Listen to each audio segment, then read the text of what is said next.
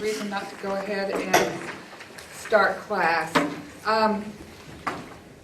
In putting this course together, I chose 4 decades of Austin music that I believe leads up to it being crowned the live music capital of the world. And these 4 decades are the 50s, 60s, 70s, and 80s. And what I hope to really achieve with this is an understanding of why Austin music and how Austin music developed the way it did and how that led us into being known as the live music capital of the world. This comes in so many ways, historically, ethnically, musically, that Austin is just an amazing confluence of where all of these things meet. I'm using rock and roll kind of as the dynamic because it's sort of the language I think most of us speak best in terms of music. But I'm not a historian, I'm not an anthropologist, I'm not a sociologist or a genealogist, and I'm not even a college graduate. I dropped out of high school, but I have an abiding love for music and history and genealogy, anthropology, sociology, and all these other things that really seem to play into the larger picture of what makes Texas and Texas music, I think, so special, and particularly here in Austin. So the first part of tonight's class, the first half of it is going to be kind of chronological because we're going to start right around the year 1000 and let go into the 50s when rock and roll really takes hold of American youth and doesn't let them go. And the reason I picked the year 1000 to start is because that's kind of the loose timeline in which they've dated copper and clay bells that were found down along the Pueblo region of the Rio Grande. Whether these were just something that were done as an art form or for musical purposes, we don't know.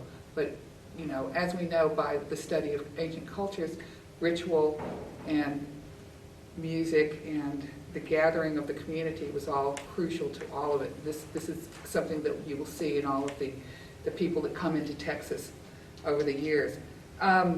Percussion stones are also found along the Rio Grande down there too, and this is a trail down to the Rio Grande that comes in through Texas and goes across the river into the south, and was heavily traveled by the native tribes that came up from Mexico and down from North America and met kind of in Texas and in the central and went, oh, it's too hot, we're going somewhere else.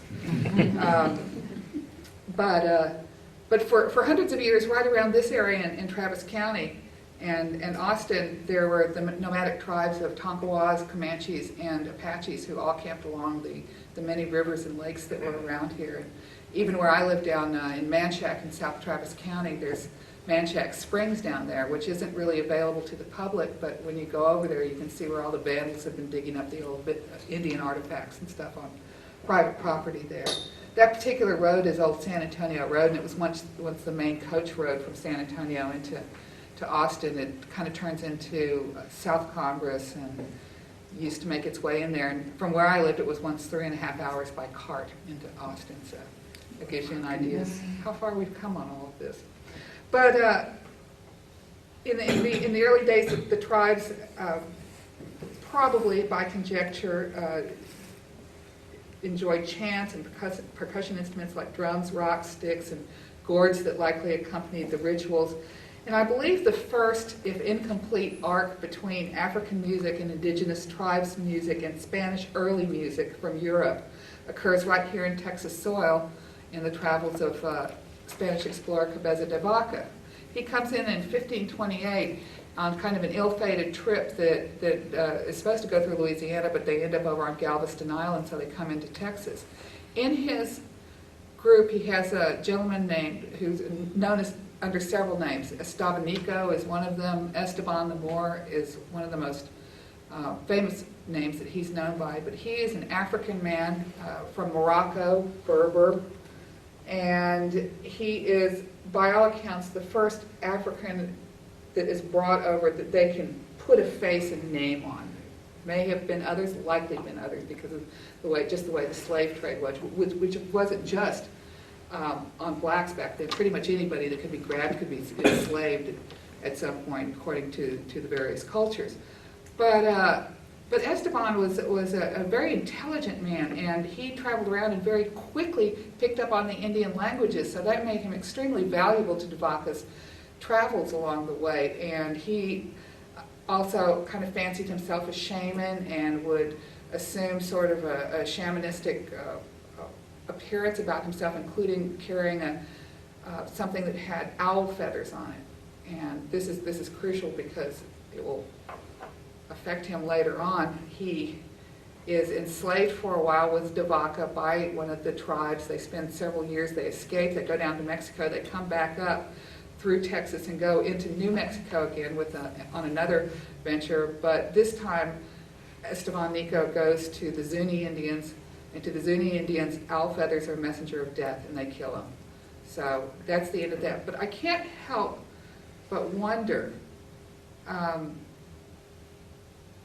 what it must have been like. I mean, I think that it's fair to suggest that some sort of musical ideas were heard there, if not even exchanged. Here's a man from Africa who was probably brought up with the kind of rhythmic percussion that he would then hear being done in the Indian tribes that they were going and seeing, and that there was a recognition of that, plus the position of what Spanish music sounded like then, which was much like the early music that we know of post-medieval and stuff. So, like I say, if it's an incomplete arc, I still think that it's fair to suggest that somehow, somewhere, this is one of the first places in which all this mixes together.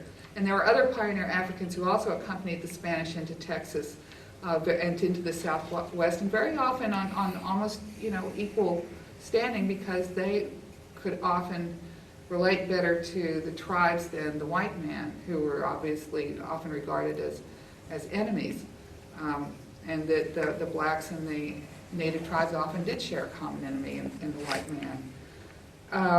But in 1718, the first Spanish colony in Texas is established in San Antonio, and I think that this also essentially marks the beginning of Tejano music, or at least its development in what will be Tejano music.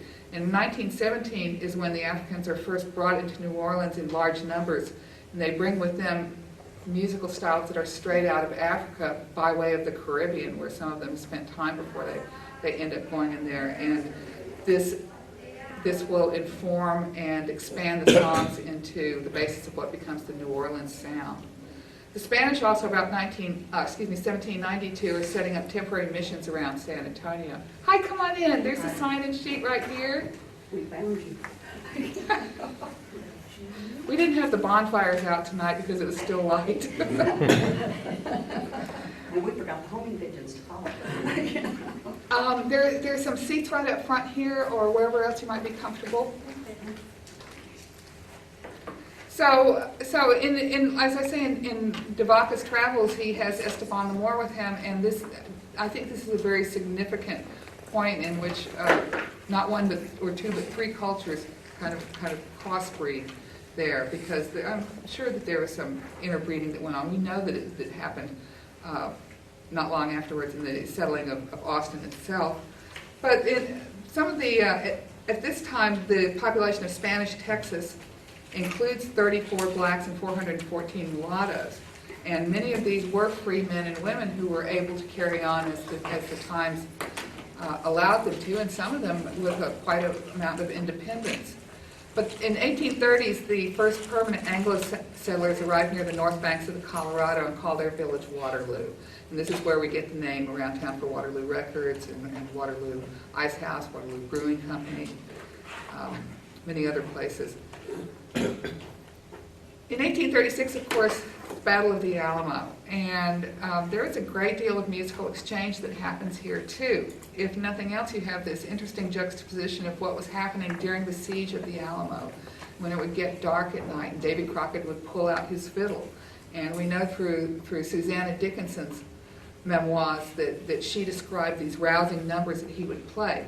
Well, as we know, Davy Crockett was born on a mountaintop in Tennessee. But his family was from County Antrim. He was Irish. And so I can only imagine that he carried with him a lot of the Irish and Celtic music that came over. And since he'd spent time in Tennessee, it was assimilated into some of the early mountain music. He brings that down. He comes down in Texas, and he likely hears some of the Spanish music. Hey, Jan, how are you? Good. There's a little sign-in sheet right there, and you can just make yourself comfortable. Sorry to be late. It's all right.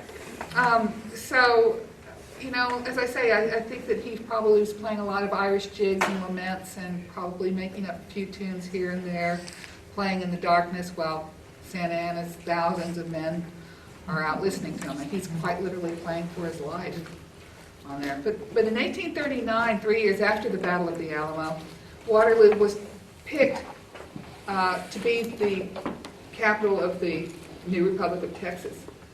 And it was renamed for Stephen F. Austin, the father of Texas, and Judge Edwin Waller, who later became the city's first mayor, surveyed the site and laid out a street plan of downtown that is largely intact today with the Capitol building and everything.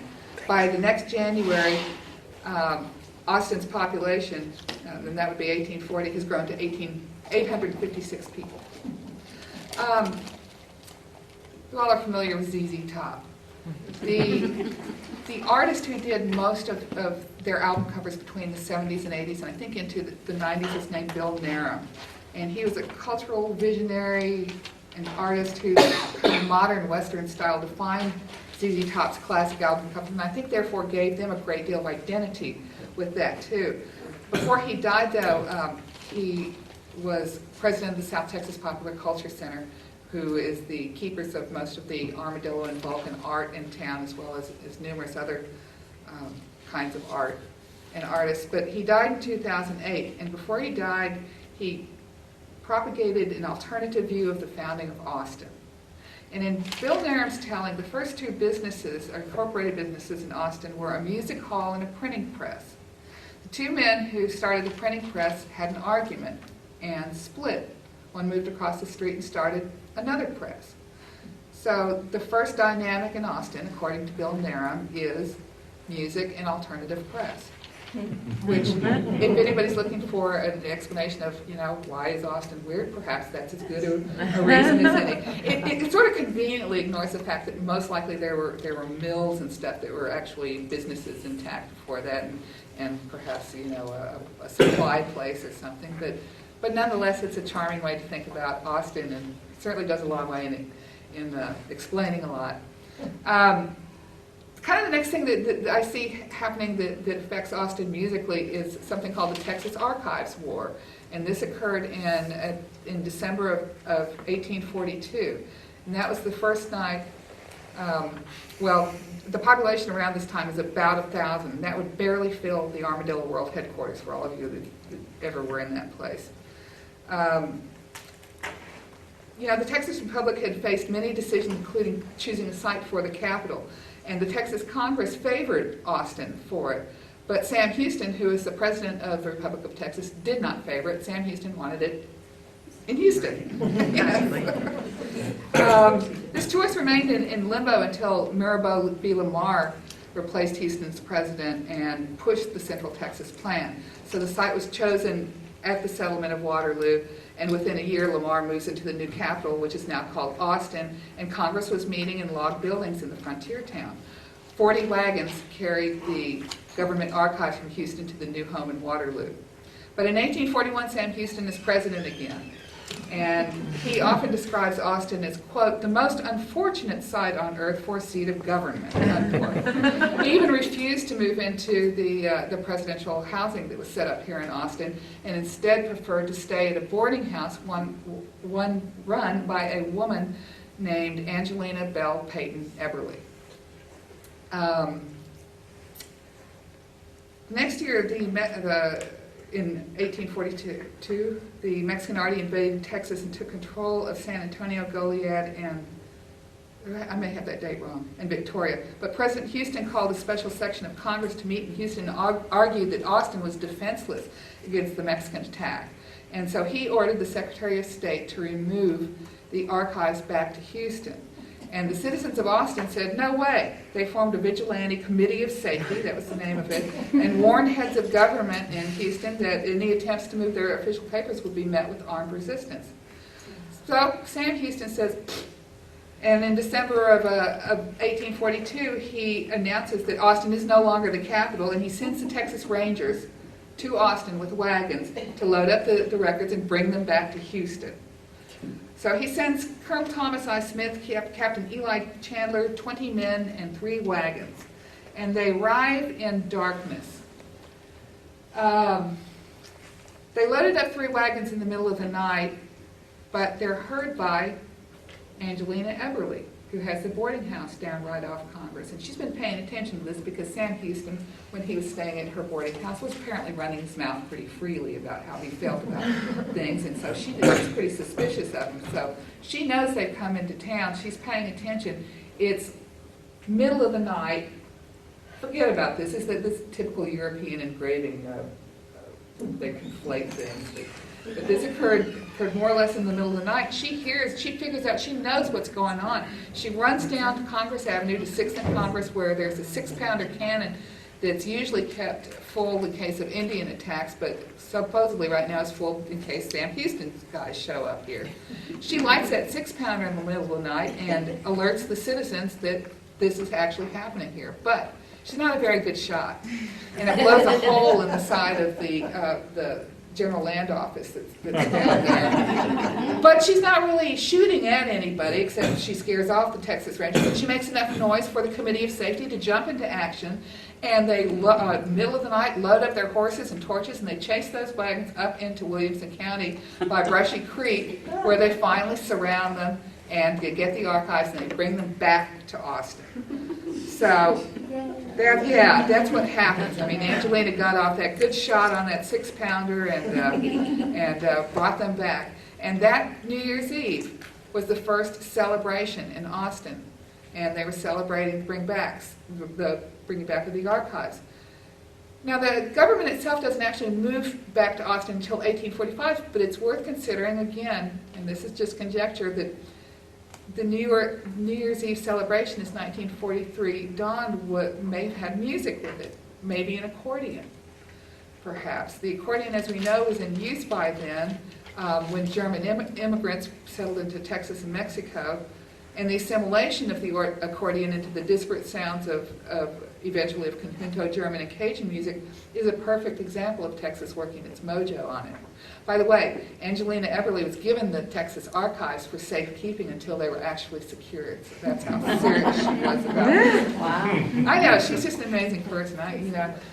So this is Angelina over here, and I think they're probably taking a lot of liberties for one thing that's happened at night. She wasn't dressed like that. There certainly weren't people around her to cheer her on, but it's a nice thought, and you can see the Texas Rangers over there. They did take a lot of artistic license with that. A little nice piece of art from the Jim Crow era. The one thing I will say about art like this is that it really is, I mean, in terms of style, it's quite beautifully done, and it's representative, I think, of the, certainly the Jim Crow attitudes and stuff, and there's a lot of caricaturing that's going on here and stuff, but still I think there's something to be admired about the way this type of art has been kept and reminds us very closely of what we don't ever want to see again. This was Austin, though, in the late 1800s, and if you see all the way down here on the right, this is the Capitol building before, when it's still wooden and is going up. It's quite possible that I occasionally get some of this wrong. If you all know that I've got something wrong or turned around, please don't hesitate to tell me. And also, if you've got any questions about anything I'm saying during this, by all means. Texas votes to join the U.S. and becomes the 28th state in 1845, but they don't actually settle the question of the capital until 1850, when all the Texans voted by majority to make Austin the permanent seat of government. And in 1853, the construction of the first Capitol building creates kind of the first building boom in Austin. But it's not a peaceful, happy place necessarily. In 1854, vigilantes drive many of the Texas Mexicans out of Austin, saying they are too friendly with the slaves and give them false notions of freedom. I think this situation is similar to the alliance between the slaves in the Deep South, and especially in Louisiana and Mississippi, and the native tribes down there. That alliance, for example, in New Orleans develops into the Mardi Gras Indians tradition. But between the Hispanics and the blacks in Texas has been sort of a kind of uneasy cultural relationship that seems to get completely thrown out the window in San Antonio when music is involved. So again, you have these interesting cross sections of cultures and how they kind of meet, go their separate ways, and then meet again in the future. In 1858, one of the earliest songs about Texas is published in New York under the name Song of the Texas Rangers, but we know it better as the Yellow Rose of Texas. It was probably written about 1836 during the Battle of San Jacinto, although it doesn't get published until 1858. But that's just 3 years before 1861, when the Confederate States of America artillery opened fire on the United States troops in Fort Sumter and starts the Civil War. The Texans had voted to secede from the Union and then watched their state join the Confederacy. This was largely because at the time Texans were benefiting significantly from slave trade and use of slaves in developing the farms and Spanish ranchers that were coming up and settling Texas at that time. But the Texans who really benefited significantly from the war were the state's approximately 200,000 black slaves who gained freedom at the close of the conflict in 1865. And Texas escaped a lot of the destruction of the Civil War because the troops never managed to invade the country, kind of like Ireland, why Rome didn't take over when they were down in England and everything. So Texas paid a huge price for the war, primarily in terms of lives lost and ruined in the Confederation Army and in the privations of family left at home. But in 1867, the Reconstruction Act allows freed slaves to participate in government. And in Austin, the Reverend Jacob Fontaine starts the first Baptist church, colored.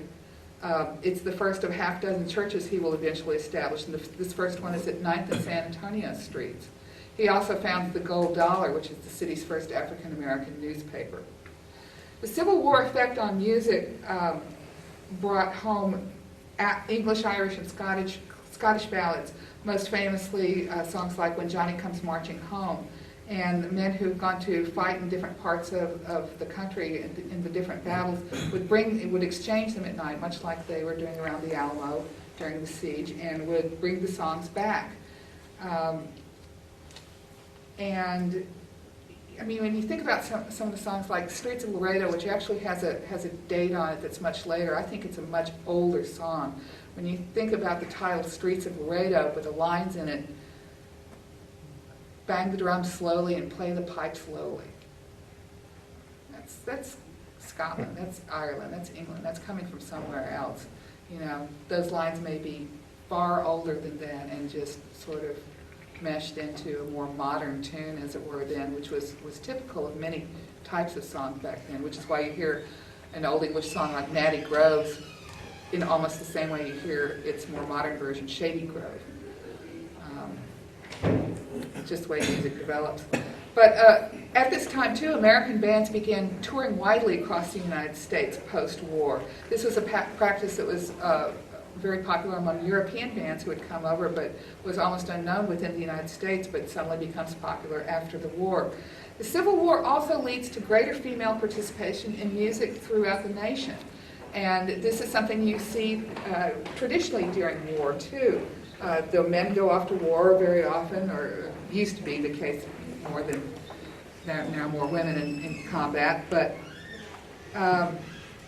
the men go off to war and the women stay home and they take up the instruments, they take up the entertainment.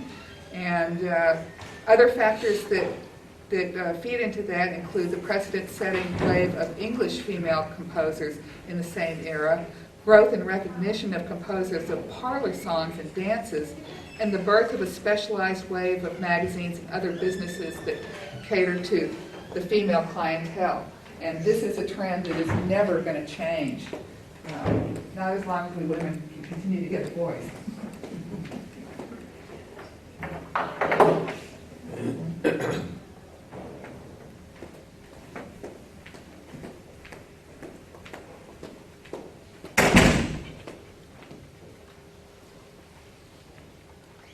In 1870, Austin's population is about 4,500. It's doubled in 4 years.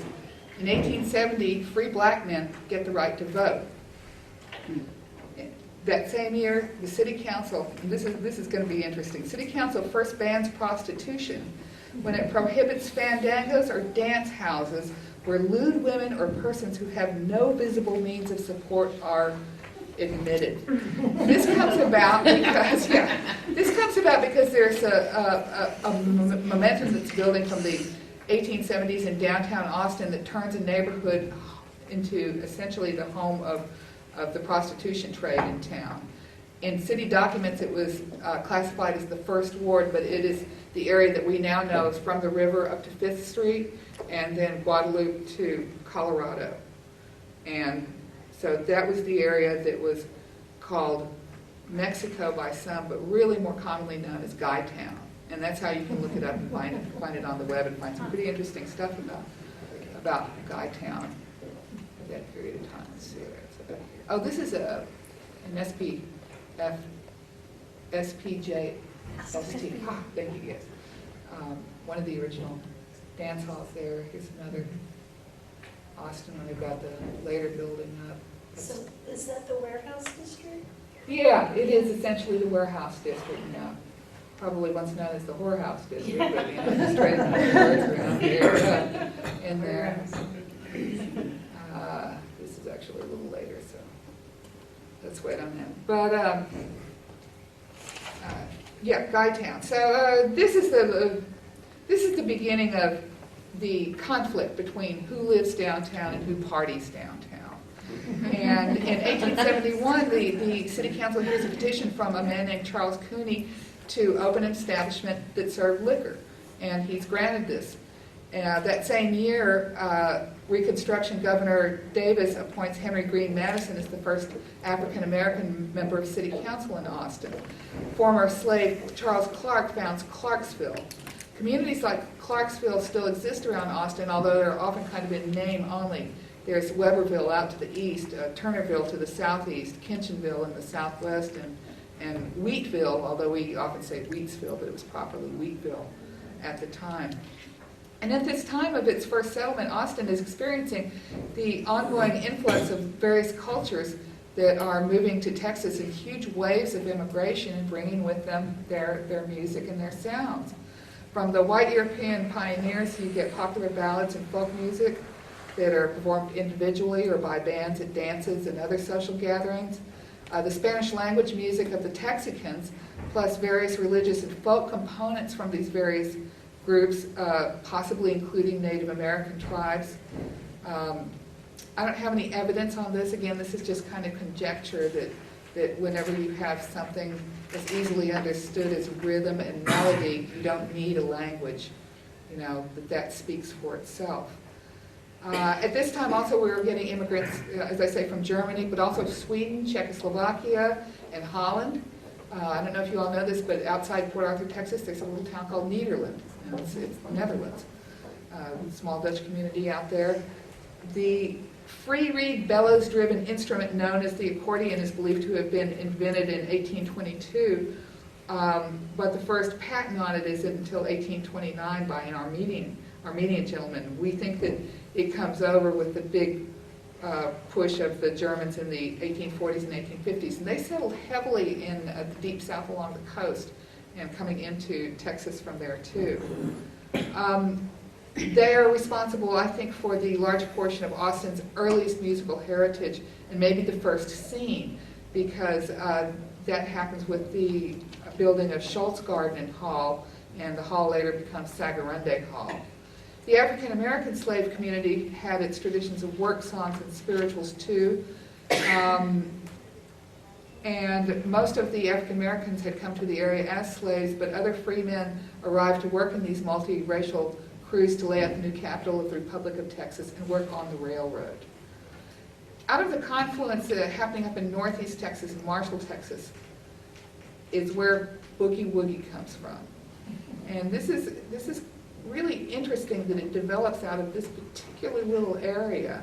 But you have to remember that what's bringing the music all around now and bringing people to each other is the completion of the railroad, because the last spike was driven in the Central Texas Railroad on Christmas Day of 1841, and at that point the city fathers were sure that crime was on its way. They weren't too far off, but that would be, I think, for different reasons. Leadbelly is one of the people who witnesses Boogie Woogie, and he has an account of it in a music historian named Dr. Tennyson, where he talks about seeing it in the Arklatex area. That's the medium of Texas, Louisiana, and Arkansas. But remember Charles Cooney, who'd applied for that liquor establishment. In 1874, a gentleman named Charles Sims petitions to have Charles Cooney's place cut down.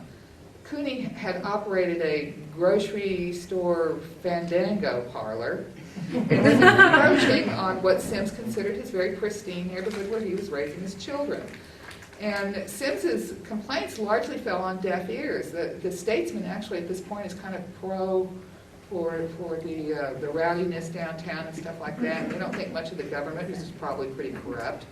But Cooney manages to transfer control of his place to one of his minions, and so his liquor license continues to be renewed by the city because his name isn't on it anymore. But Cooney's not necessarily a good guy. He's constantly getting arrested and tends to beat up on women and things like that. So he's not really anybody to admire. But he is sort of an interesting character.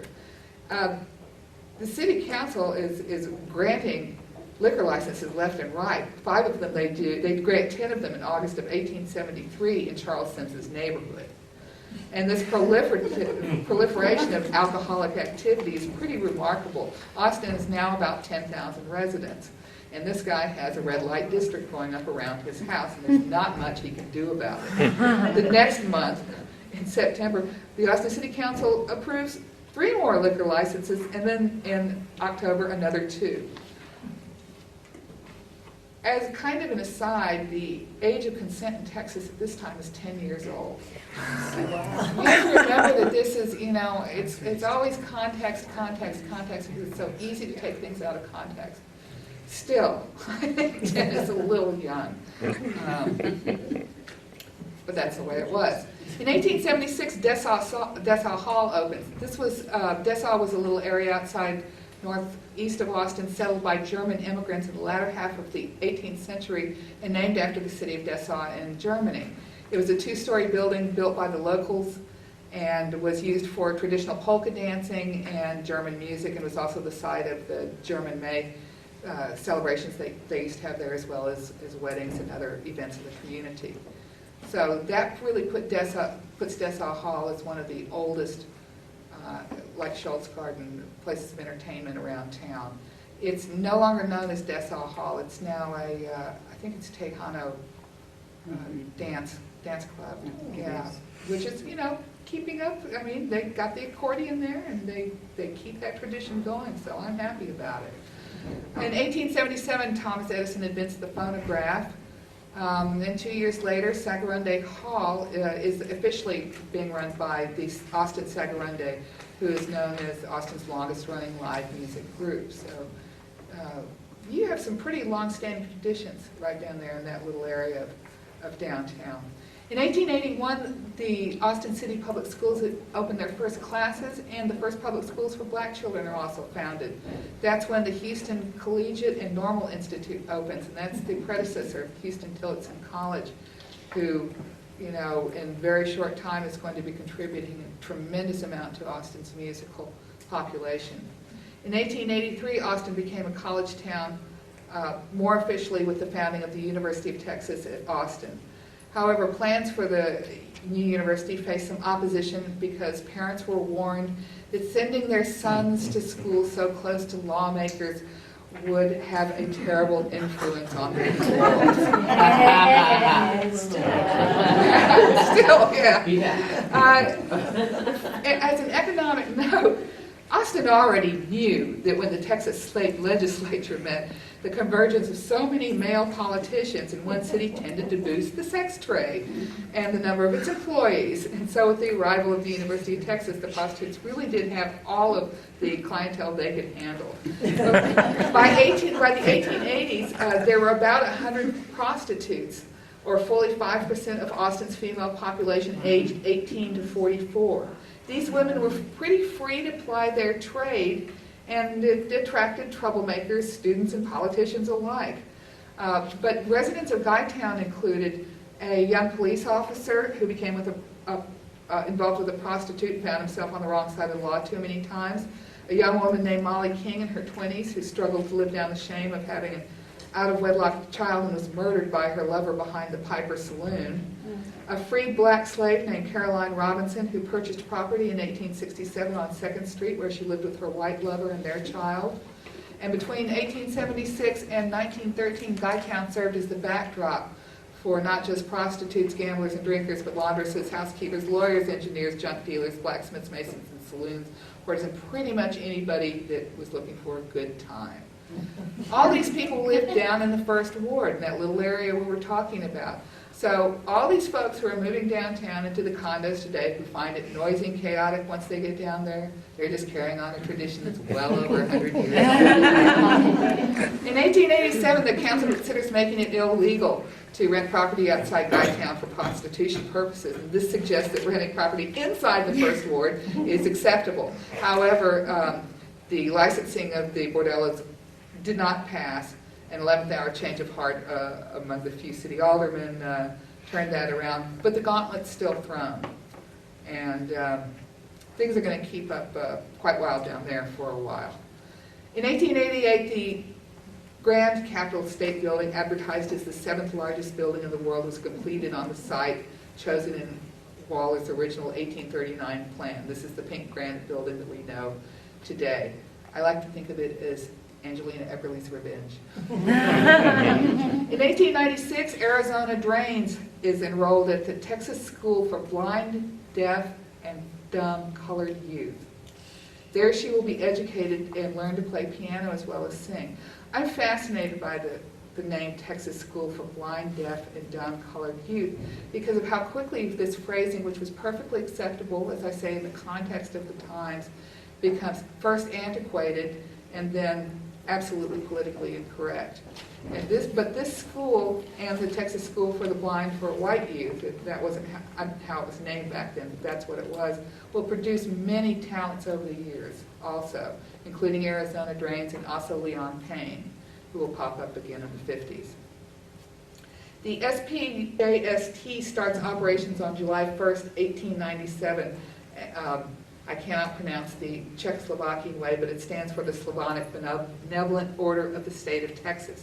It starts out with 782 members and 25 lodges across the state. These lodges are the site of regular dances, celebrations, and get-togethers, and like the Germans, they maintain a strong music community within them. By the end of the 1800s, the two most popular styles of music being appreciated are parlor music that we referred to earlier, and marching band music. These continue to be popular, although when Scott Joplin's Maple Leaf Rag is published in Missouri, the song is a landmark in American history and is a huge commercial success, unprecedented for a black composer until then.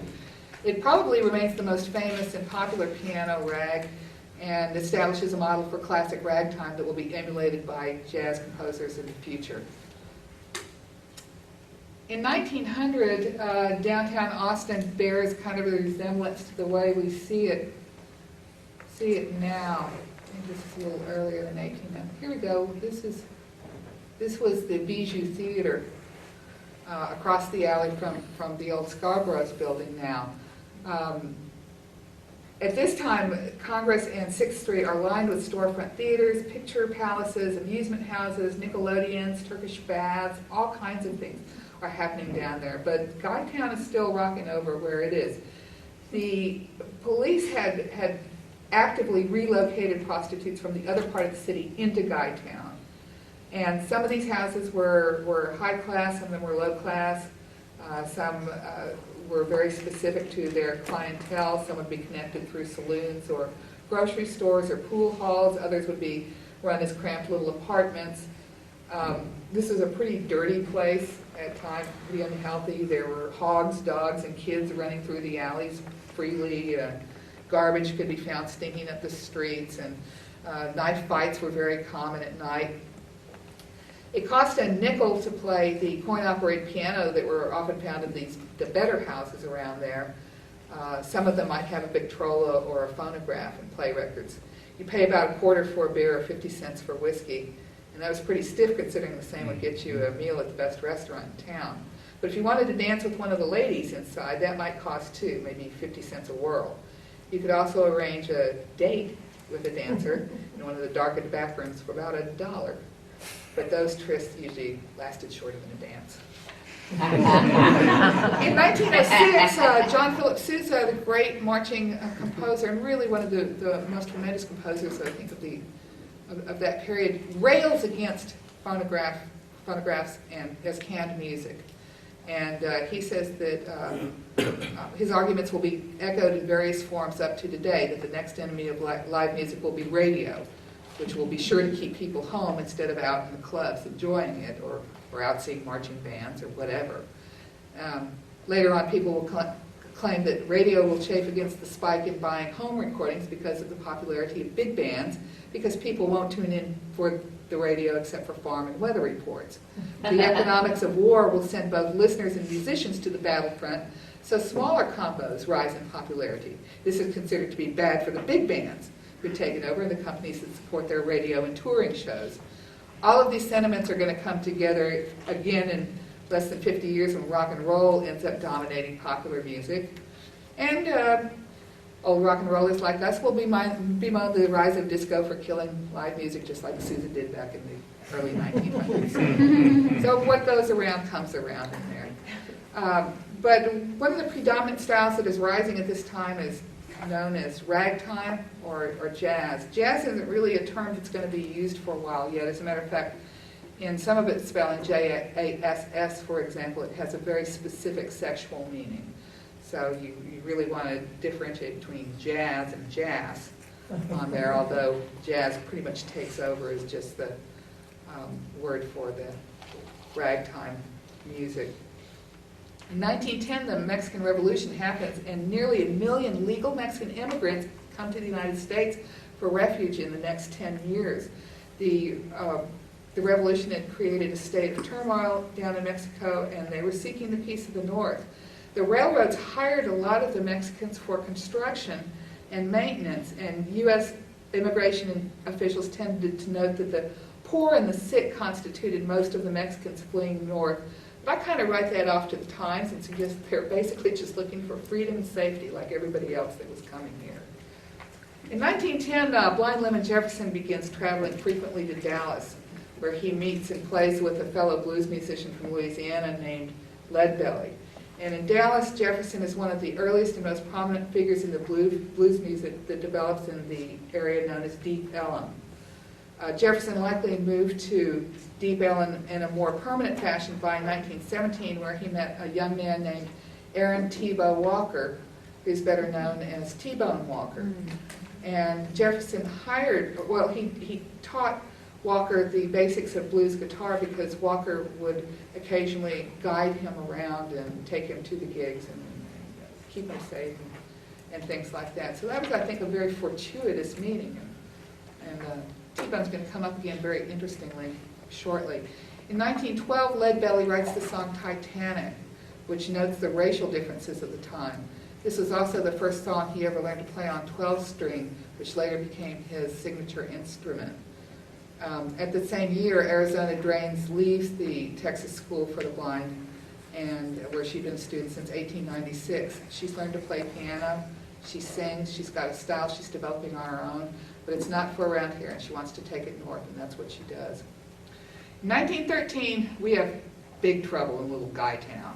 The Crusaders appealed to the city's sense of economic base of the university, and dismayed by the moral atmosphere, the students would shy away from coming to the University of Texas, and the entire region would suffer. Faced with such crushing logic, Mayor Alexander P. Woolridge threw his weight around and had Guytown banned in a tense city council meeting. The statesman, pro-prostitution, despite all of its moral grandstanding, was sourly miffed. The prostitutes were summarily evicted from that part of town and ordered to disperse on October 13th of 1913.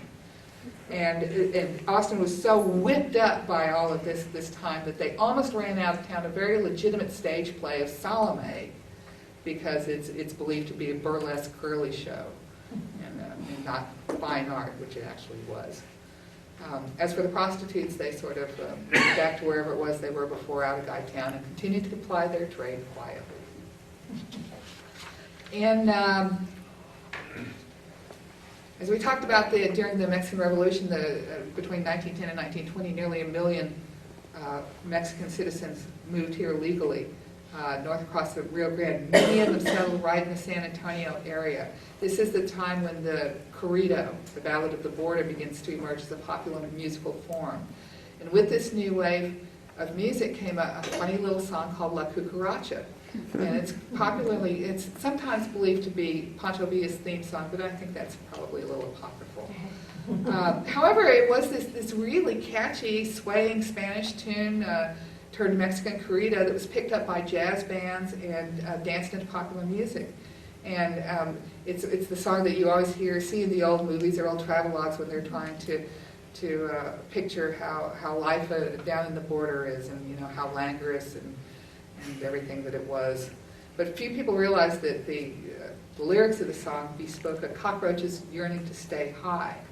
La cucaracha ya no puede caminar porque no tiene marijuana por fumar. Basically translate as the cockroach can no longer walk because he doesn't have any marijuana to smoke. There you have it, hidden in the foreign words of a hit song. Pot smoking permeated the popular American culture. And so it makes you wonder if, maybe after all the bloodshed ceased at the Alamo, they passed around a peace bowl. I don't think so, but again, you never know what happened back then. In 1914, also John Lomax, who has been studying field music and indigenous music, publishes a collection of cowboy songs called Cowboy Songs and Other Frontier Ballad. This groundbreaking publication will launch his career, and he's shortly elected the president of the American Folklore Society. This collection is the first of American folk songs to be printed with music, and it still remains kind of a Bible, I think, of American folk. In 1915, communication is really beginning to explode across America. The jukebox is invented, the Majestic Theater opens downtown, later known as the Paramount, and over at UT, a physics professor named S. Leroy Brown built radio equipment and began broadcasting weather and crop and farm reports from a physics lab on the UT campus in 1915. This station is known as KUT. In 1917, Columbia Records launches the 12-inch 33 1/3 vinyl record. This is going to change lots of things for lots of people. But in 1920, things are really going to change a lot for us ladies, because we're finally going to get the right to vote. 1920.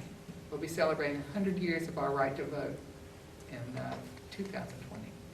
It took more than 70 years of women's suffrage movements to obtain this right, and that's 50 years after free black males were permitted the right to vote. But women who spoke up and marched for the right to vote were ridiculed, harassed, threatened, attacked, beaten in the public place by police, and often jailed. So when that Virginia Slims ad came around in the 60s and told us we come a long way, baby, boy, had we. That was barely 50 years at that time. In 1922, the words rock and roll, which were slang for sexual intercourse, appear on record for the first time in Trixie Smith's My Baby Rocks Me with One Steady Roll. The meaning of that is pretty clear. OK Records, that's OKEH, begins to use the term race music, which soon becomes the standard term for African American popular music. But what you really have to understand is that the whole idea of live music is an old concept now, that music can be recorded and played at will. Before then, live music was really all there was until the phonograph and the Victrola got popular in the late 1800s. So whether it's John Philip Sousa or the big bands or the radio, everybody's trying to cover their turf right now, and they're all nervous by how fast things are changing with communication.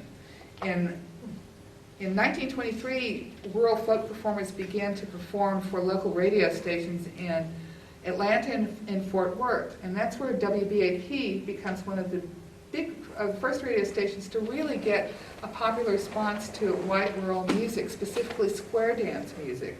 This makes sense because, as the country is coming out of being largely agricultural and agrarian into growth into the cities and business in the cities, the Industrial Revolution has happened, and so there's a lot of push to make what comes on the radio be very city-oriented. But there are lots of country people living in the cities, and they really like their old music too. So these stations that begin to play country music, or even have shows that feature African American or Mexican music, are also very, very popular too, although they're less paid attention to because the music isn't considered as classy as popular American big band music. But this doesn't keep people from, like Bastrop pianist Roosevelt Williams, from traveling to Austin area dances by hopping empty boxcars. He would seem to appear out of nowhere and then disappear almost immediately after performing, and this earned him the name the Gray Ghost. And Gray Ghost was he was a great guy. Played around town until he died in the 90s, I believe. And you could get him to tell some stories. Boy, he could tell you some great stuff. Robert Shaw was also a piano player who was part of what they would call the Santa Fe circuit, those people that hop the trains to get from place to place. Remember, we talked about how Boogie Woogie was spread because that was one of the main crossroads for trains back then. And so Shaw plays in Chicago, where he started out, but he came to restrict himself mainly to Texas and played as a soloist in places like Sugar Land, Richmond, Kingsville, Dallas, and Houston. Which is kind of interesting when you think about those combinations. I mean, those are huge cities there and then tiny little places. So wherever you can get a gig, you get a gig. In 1924,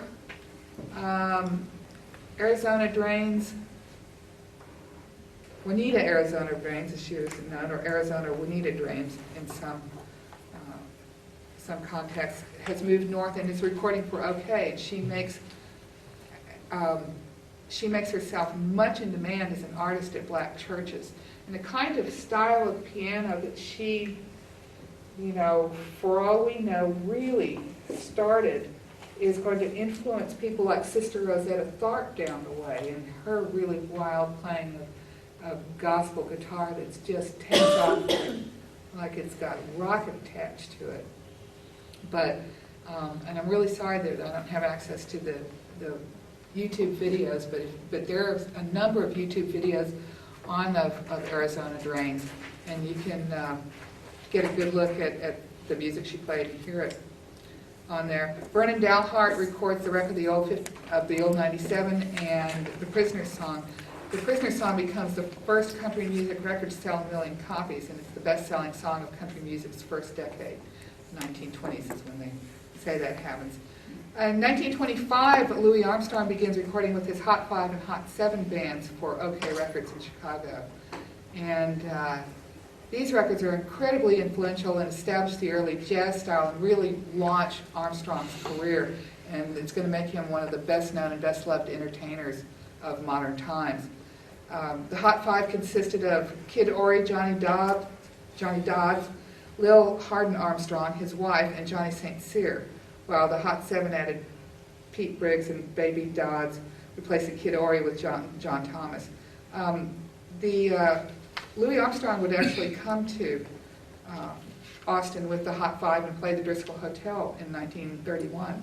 And there's somebody who's still around town who attended that show as a kid. I talked to him not long ago, and he has some very interesting memories of that.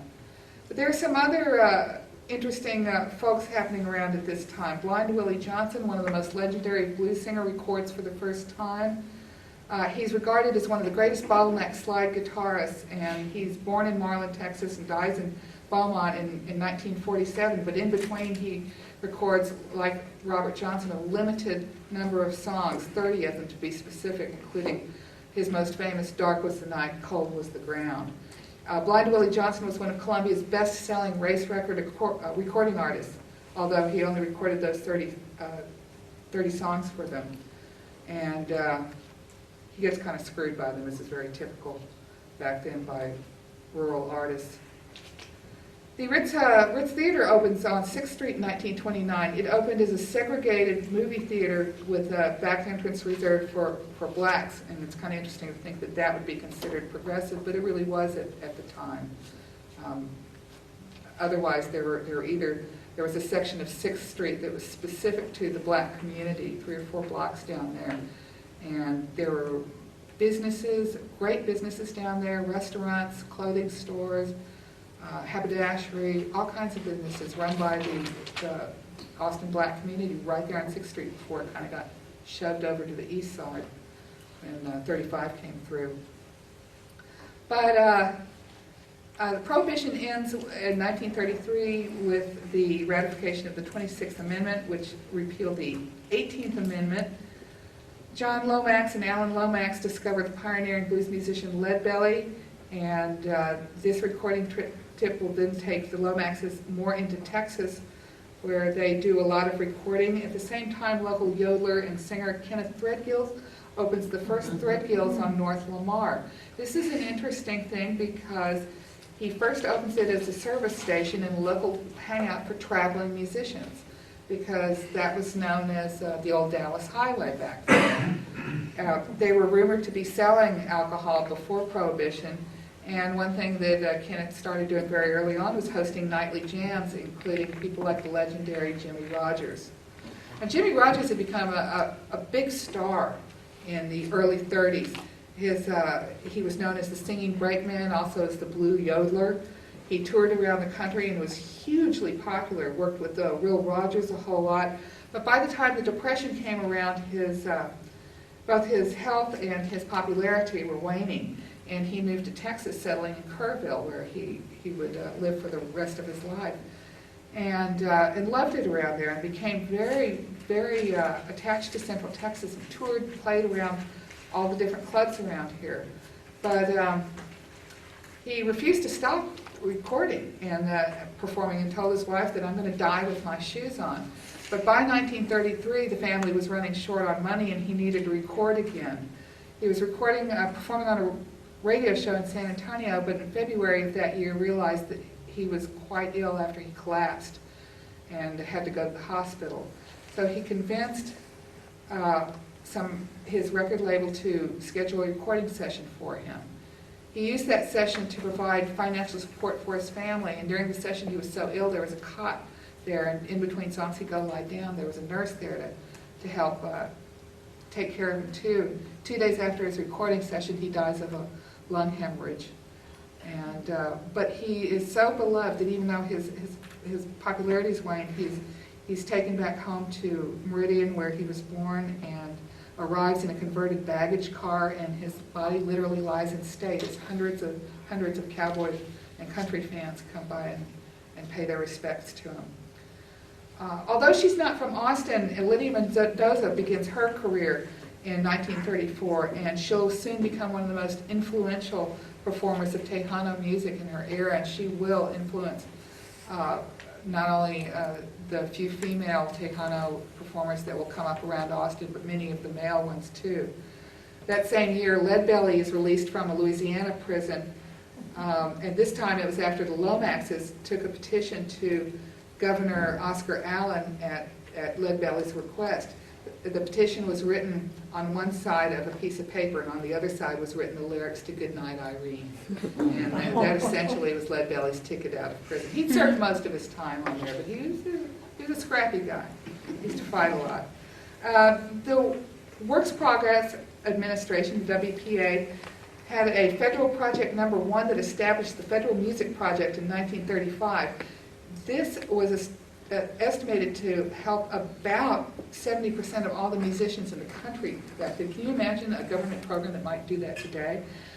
This project will ultimately employ about 16,000 people, will fund 28 symphony orchestras, and will teach classes to more than 14 million people before it ends.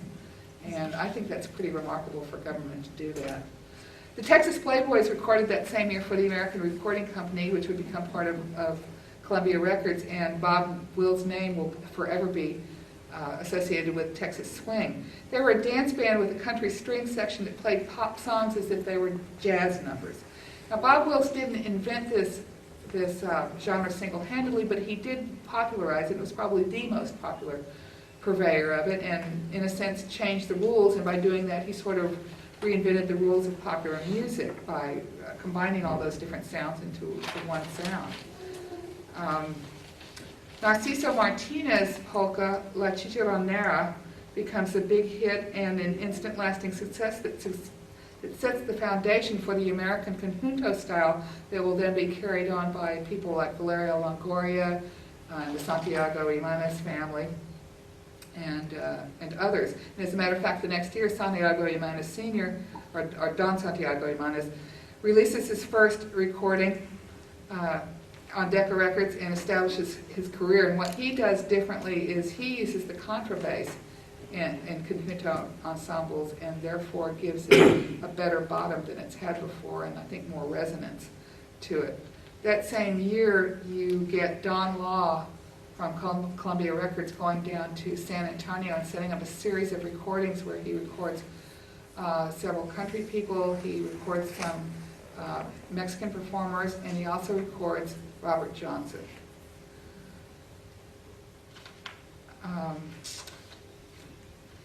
Robert Johnson records about 27 tracks, but there's in between, after he records in San Antonio, he runs it, has a little scrape with the police, and he gets beaten up and his guitar gets knocked around pretty much. This was Arizona Drain's church that she learned to play out here.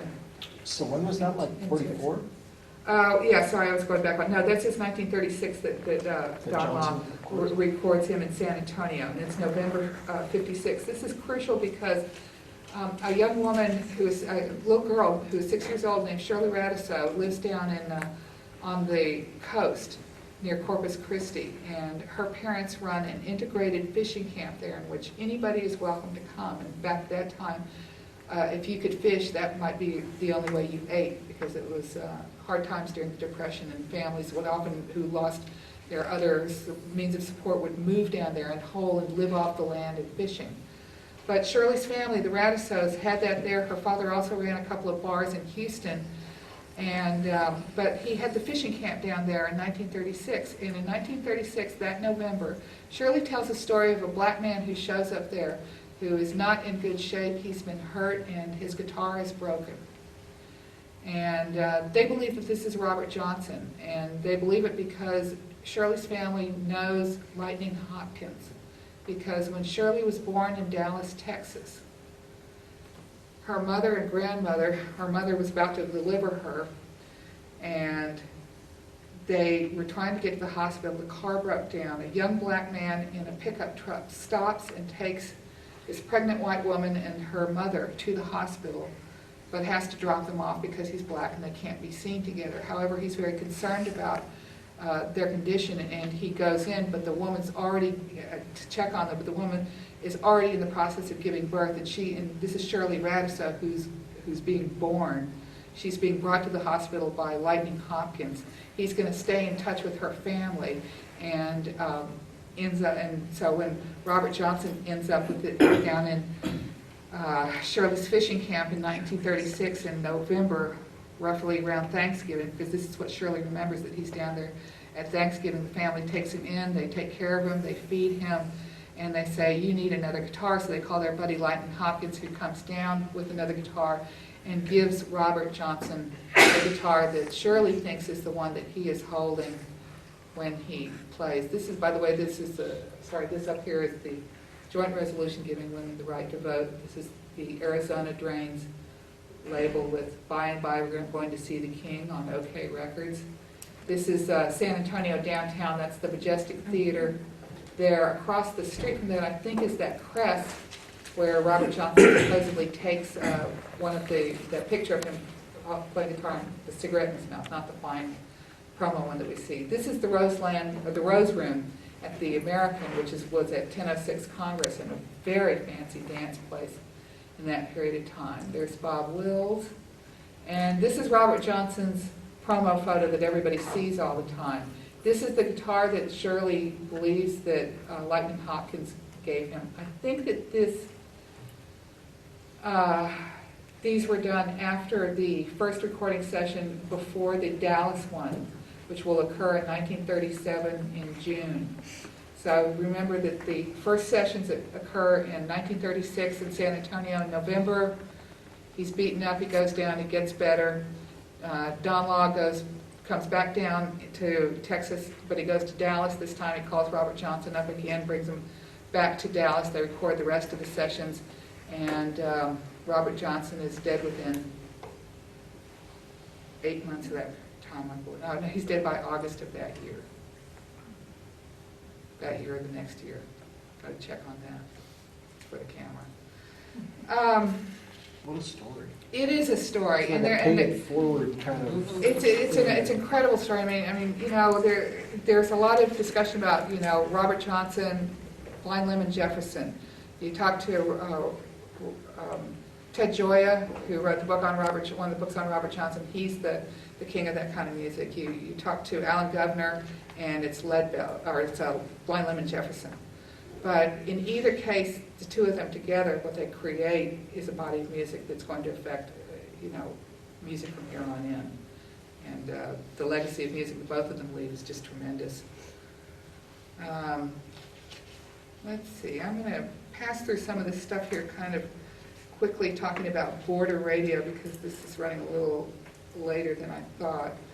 But border radio, there's really no way to explain what kind of effect. And for those of you who ever picked it up when you were young, it was really something here. I can remember hearing it come out of Mexico when I was a kid in the 60s. But for more than 40 years, stations that were located just over the Mexican border could beam high-powered, unregulated signals anywhere they wanted to, skirting American broadcast regulations.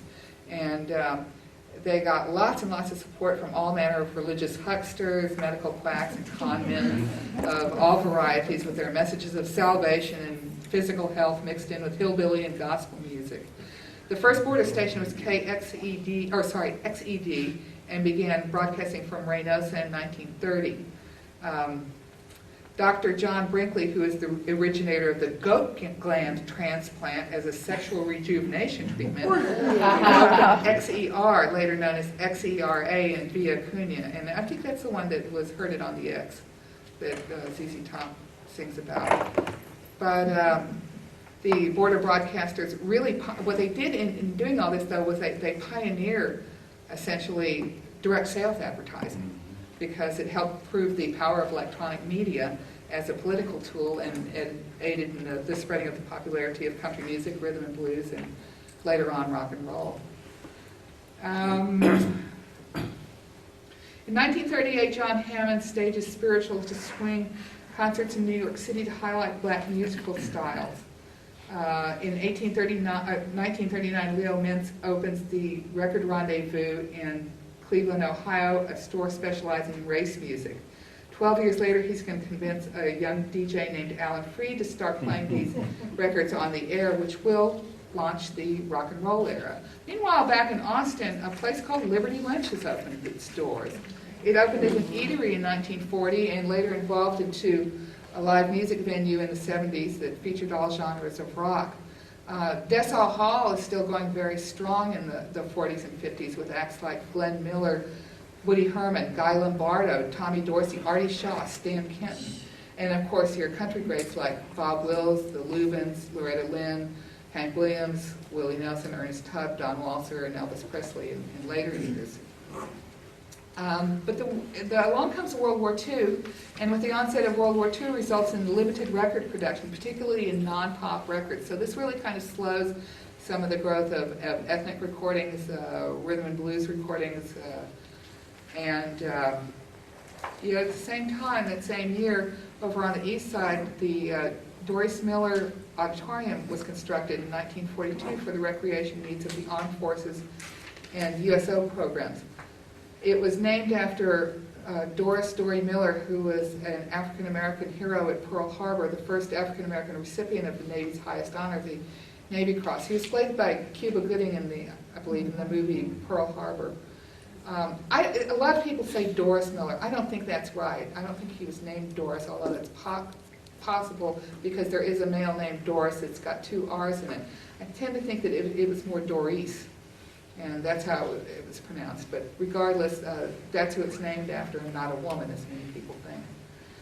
Adolf Hoffner and his Texans were a big band by 1943 when they began to record for OK Records in Columbia. And in the 40s, they had a fiddler named Jarrett Chatwell and become the San Antonians.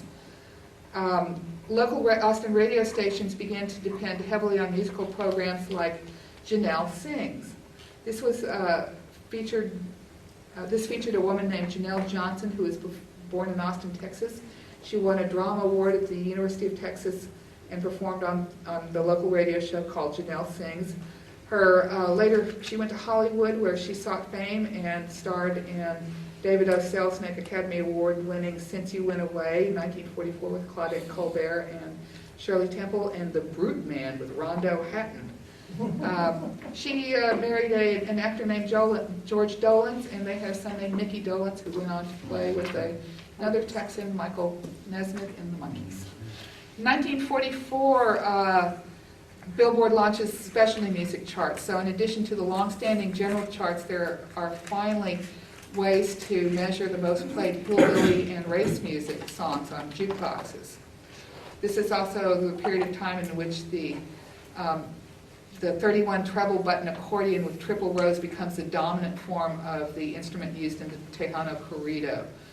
Most of these are either made by Hohner or the Gabinelli types of accordions.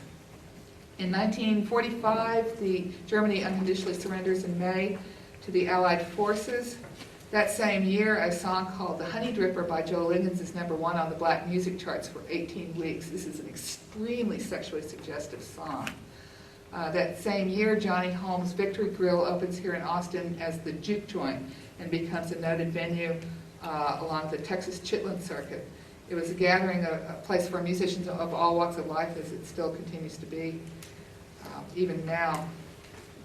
Around this period of time, in 1945, is born in Cedar Creek a man named Alfred Snuff Johnson. Actually, I'm sorry, he was born in Cedar Creek. He comes back to Austin and settles here in 1945.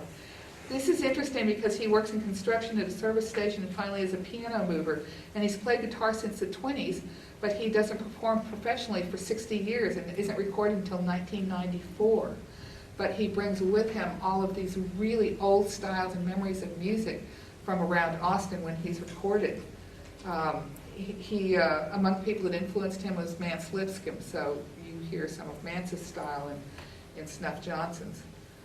Black Cowboy Blues, what he often called it, but he also played guitar in church too.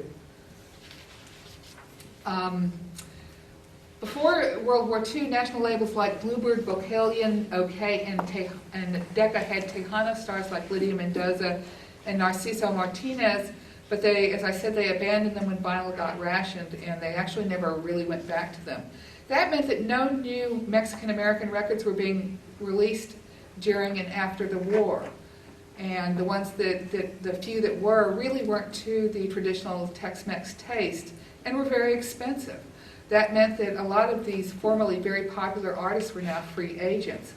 But this recording void was filled by Hispanic-owned regional labels here in Texas, like Manuel Rangel's pioneering Discos Corona in San Antonio and Amaldo Ramirez Discos Falcon in McAllen.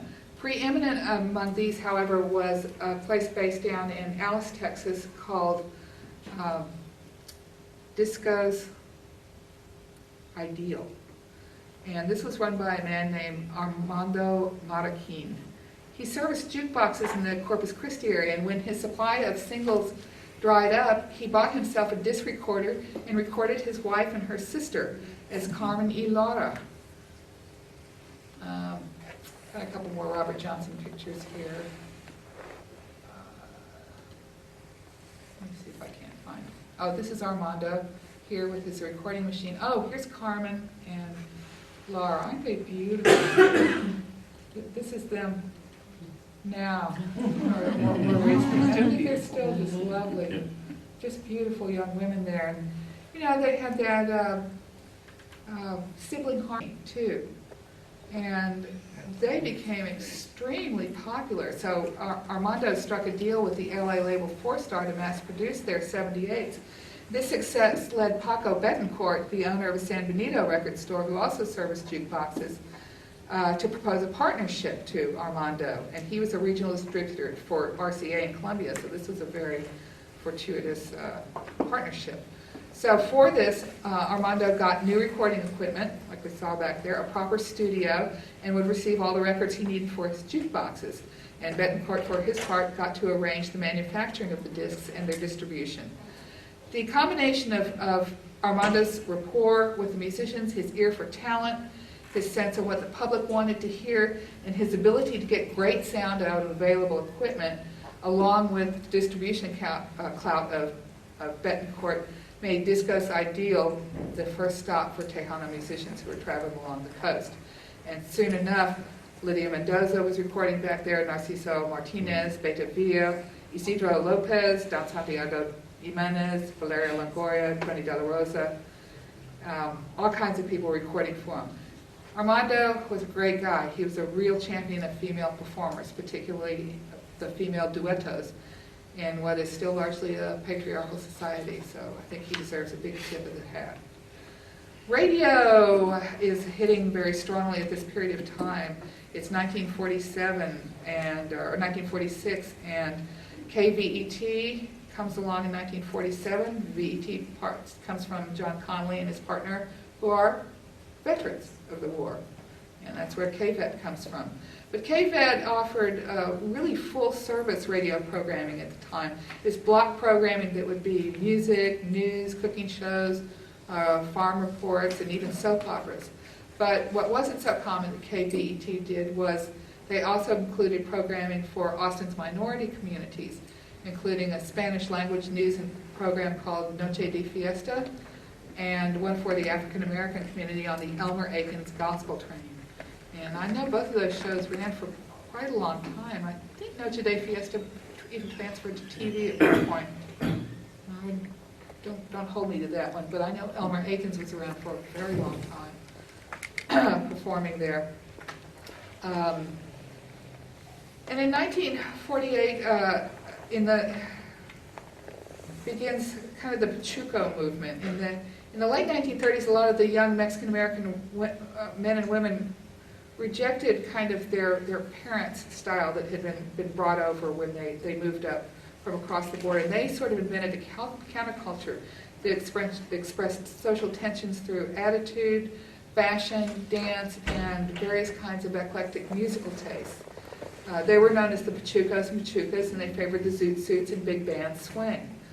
In the late 1940s, a man named Don Tosti, a Mexican-American composer from Texas who moved to Los Angeles as a teen, teamed up with Lalo Guerrero, a Mexican-American guitarist from Austin, now known as the father of Chicano music, and they created a style of jump blues called Pachuco Boogie that Don Tosti recorded in 1948. This style used swing, boogie-woogie, and rumba rhythms with lyrics in Spanish and Calo, which was the Pachuco hipster language.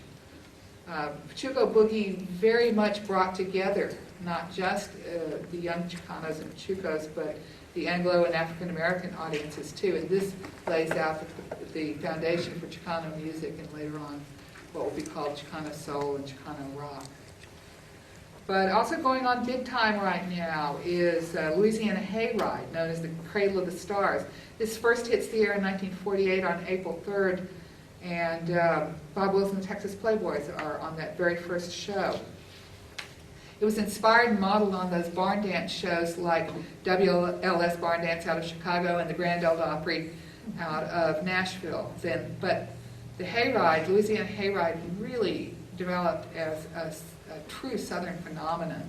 It featured performances by legendary artists such as Hank Williams, who appeared there their first year, Johnny Cash, Webb Pierce, Jim Reeves, Farrah Young, Johnny Horton, Merle Kilgore, the Maddox Brothers and Rose, and even, of course, Elvis Presley, who woodshedded there for 18 months, playing every Saturday night. In between those gigs, he would drive with his band as far as he could and get back the next Saturday night for the gig, meaning that he sort of used Shreveport, Louisiana as a star and would shoot out all kinds of places. You could drive a pretty good distance, in several days, play a gig in one or two spots, turn around and drive back. So that's why there was you get so many of these performers who are playing the Louisiana Hayride coming into places like Texas, particularly Central Texas, because of Highway 90, which came into San Antonio, and then you could drive up the old San Antonio Road. Big D Jamboree was also going big strong and aired out of KRLD out of Dallas at that time. It was held at the Sportatorium there, which would later hold all the wrestling events. In Austin, Skyline Club opens that same year, 2.5 miles north of Austin city limits on North Lamar. Again, we call this the old Dallas Highway at the time. This really was a roadway that was lit up by roadhouses, quite literally. And the Skyline Club was jointly owned by Warren Gerald and Margaret Stark, and was very much a roadhouse in its traditional sense. Hank Thompson was quoted as saying it was a small place. You were right there with the audience, and they'd just gang around. It was a fun place to play from that standpoint. The ceiling was low, and the stage sat only a few inches higher than the hardwood dance floor. At that time, the Skyline Club would only hold about 200, maybe 250 at the most. During that period of time is a country singer-songwriter named Leon Payne, who was born in Alba, Texas in 1917. He was born blind in one eye at birth and lost the sight in the other eye in early childhood, which qualified him to attend as a student at the Texas School for the Blind. He wrote and recorded the song Lost Highway, which was released in October 1948 on the Nashville-based Bullet label. Payne continued to record into the 50s and also worked as a DJ, where his fans included another young DJ named Willie Nelson. In 1949, the most famous version of Lost Highway was recorded and released by Hank Williams. And that version is so well known, many people think that Hank Williams wrote it, and he's often mistakenly credited with writing that song. But in fact, it was Leon Payne, who was educated here in Austin, who wrote it. He died in 1969 in San Antonio, Texas. 1949, the big year for Austin music and all the different communities that have it. Nash Hernandez Orchestra Band is formed and begins playing Friday shows weekly at Zaragoza Park. The electric guitar has taken hold with the blues recordings of T-Bone Walker. It's picked up by people like John Lee Hooker and Muddy Waters, and is soon going to become the centerpiece of rhythm and blues recordings.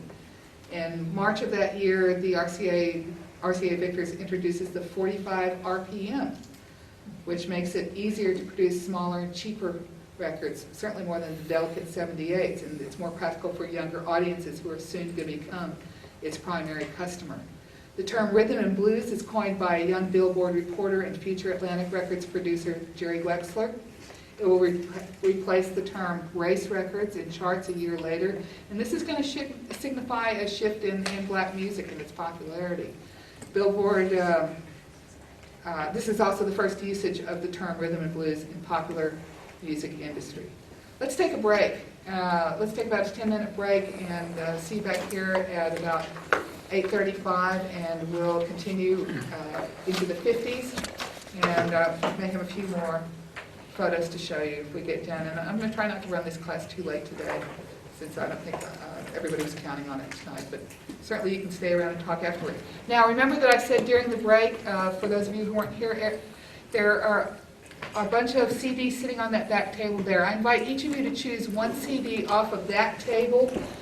You might take a look at traveled in during the war, like when the popularity of all-girl swing bands came into fashion. She played in a black all-girl swing band out of Prairie View A&M University, where she attended. She played that saxophone, and that is backstage at the Apollo Theater. Wow. And her band played there. Ernie came back to town and got married, and her husband didn't like her touring very much, so she sort of stopped the touring and took up piano, and became one of the really popular piano players around town. She played at places like a very popular restaurant that was around in the late 50s and 60s called Steak Island, And then she also held down, yeah, somebody remembers Steak Island. And she also held down the downstairs spot at the club, the famous club where the Elevators played on no, not the Vulcan. It was the New Orleans Club. New Orleans Club. New Orleans Club, yeah. Because the Elevators played upstairs and Ernie Mae played downstairs. And they were playing at the same time. You know, you had Ernie doing her kind of, she wasn't really barrel house piano, though she could certainly play that kind of stuff, but she would play popular stuff or like jazzy things and stuff like that while the Elevators would be upstairs doing their psychedelic music. And but I got to know Ernie Mae in the last years of her life when she wasn't performing much anymore. But I did a story on her for the Chronicle 2 or 3 years before she died, and because of that, she actually kind of got a little bit of work again. And they had her over to Radisson playing for a little while and stuff. So it was fun to see that kind of thing happen. She was a great, great lady, and I miss her terribly. But I'd like for everybody to remember that name, Ernie Mae Miller, because she was really something here in town. Let's see, what else? I don't know what else I have on photos. We've been through them. Isidro Lopez, Lydia Mendoza, Narciso Martinez, Cliff Bruner and his band. I forget what their band name is. The Armadillo. Okay, well that takes us up further than where I want to go. But in 1950, the Fats Domino's first record, Fat Man, more or less ushers in the full-fledged rock and roll sound. You can certainly, like I said, date back to the Trixie Smith song, My Baby Rocks Me, or there's any number of other country blues or country songs or even blues songs that are pointed to as being the beginning. This is probably a good one as any Fat Man. At the same time, Archie Shibley and his Mountain Dew Boys record Hot Rod Race, which sets the stage for white country music to meet rhythm and blues in a term known as rockabilly in the future. Same year, Pete Seeger and the Weavers released a cover of Leadbelly's Goodnight Irene, and inspires a brief fad for folk pop that's based around bright, homey, simple tunes that sort of tame the kind of roughness of these tunes and make them more for the mainstream tastes. In 1951, a wave of young black vocal groups spring up with the variations of the style popularized by the Orioles. They called this doo-wop. And some of these bands include the Five Keys, the Clovers, and the Dominoes. That same year, Sam Phillips records Ike Turner's band with Jackie Brenston on the lead for Rocket 88. This is another one of the songs that's like absolutely right there at the beginning of rock and roll. Along with, I would say, Les Paul's really dazzling electric guitar work he does on How High the Moon with Mary Ford. I mean, that song really crossed over into the R&B charts and brought with it the, again, diverse influences that would allow rock and roll to develop. In July of that year, Alan Freed begins his Moondog show on radio WJW, broadcasting nothing but rhythm and blues, and quickly becoming a hit with young black audiences who may not realize that he's white. This is also the first wave of American folk revival that falls apart after the publication of something called Red Channel's Communist Influence on Radio and Television, which prominently mentions the folk band The Weavers. There was a folk band out of the Corpus Christi area called the Pozo Seco Singers, and they combined some of the Mexican music with more of the folk music, and they're not as well remembered, but really in that period of time they were pretty popular then, and I think that they're noted down in the Walk of Fame down there at Corpus Christi, and if they're not, they should be, but I'm pretty sure they are, Pozo Seco Singers. In 1951, also, Cajun fiddler Harry Shote dies in the Travis County Jail. He's the one who made Jolie Blonde so popular. He gained his early exposure playing with bands with Leo Swallow and Leroy LeBlanc, but in 1946 he forms the Melody Boys, and they earn a top 10 hit with Jolie Blonde, but it's more popularly recorded by Moon Mullican. However, Harry's got a drinking problem, and he hasn't paid his child support in a while. And when he's in Austin, he runs into some trouble. He gets thrown in jail. And there are two stories about how he dies there. One story says that he was beaten up by cops and died of internal injuries. Another one says that he went into DTs, which I really kind of tend to believe, given his extreme alcoholism, and that he literally beat himself to death by hitting his head against the jail cell walls. And regardless, we lost a great talent in Harry Show at that period of time.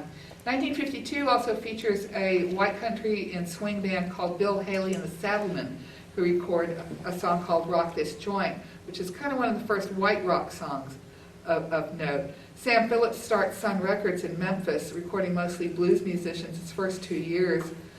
And on the night of March 21st, 1952, Alan Freed puts on his first ever rock and roll show. It's called the Moondog Coronation Ball in Cleveland, and it stars people like the Dominoes and Screamin' Jay Hawkins.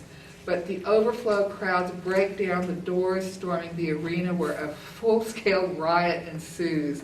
And this is really where the newly coined term rock and roll music gets widespread use and scrutiny.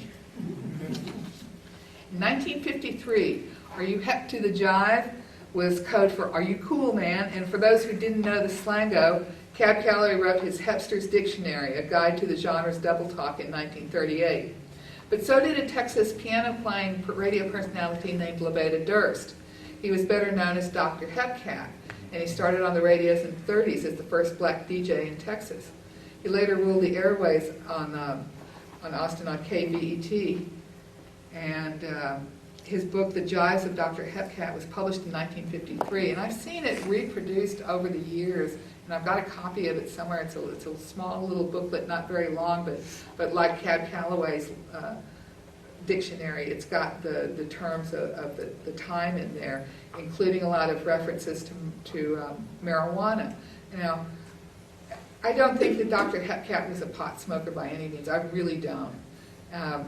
But once when I wrote about Dr. Hepcat and his Jives of Dr. Hepcat dictionary, I got in a lot of trouble by his family because they thought that I was saying that he smoked pot. And I wasn't. I was just saying that the language that he used was the one that the pot smokers were using then.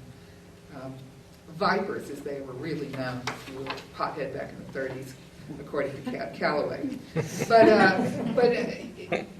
this is, there's no way to really kind of overstate how important Dr. Hepcat's show was. I have had at least 2 different interviews with people who attended Elsie Anderson High School here in Austin, which was the black high school that existed until, I believe, the 60s. Anderson High School had a band leader named Benjamin L. Joyce, B.L. Joyce. And Benjamin Joyce was not an easy man. He was a very strict man about his music, but he taught probably most of Austin's black rhythm and blues and jazz players in the 50s how to play music. But he was not a jazz fan. He was not a rock and roll fan. He told Beulah Agnes Curry Jones that she wasn't playing sax right. She had to sit with her knees together and her mouth shut. How that was, she was supposed to play sax like that, I don't know. But she did tell some great stories about it.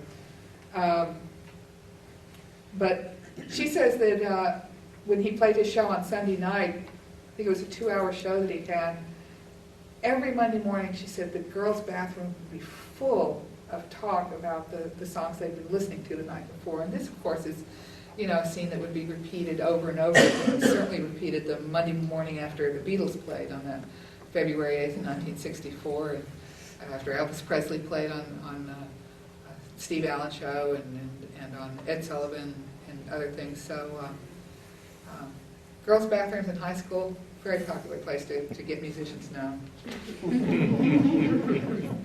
15 million rhythm and blues records are bought in 1953, and while that accounts for just 5% of all the records sold, it begins to draw notice in the in industry which has so far failed to notice that young people are buying records hand over fist, and it's just starting to dawn in on them. Right here in Austin, there's a local girl named Betty Barnes, who's a singer, and she gets a recording and publishing contract with the San Antonio-based T&T label. The T&T label is going to stay very active through the, I think, the early 70s in San Antonio.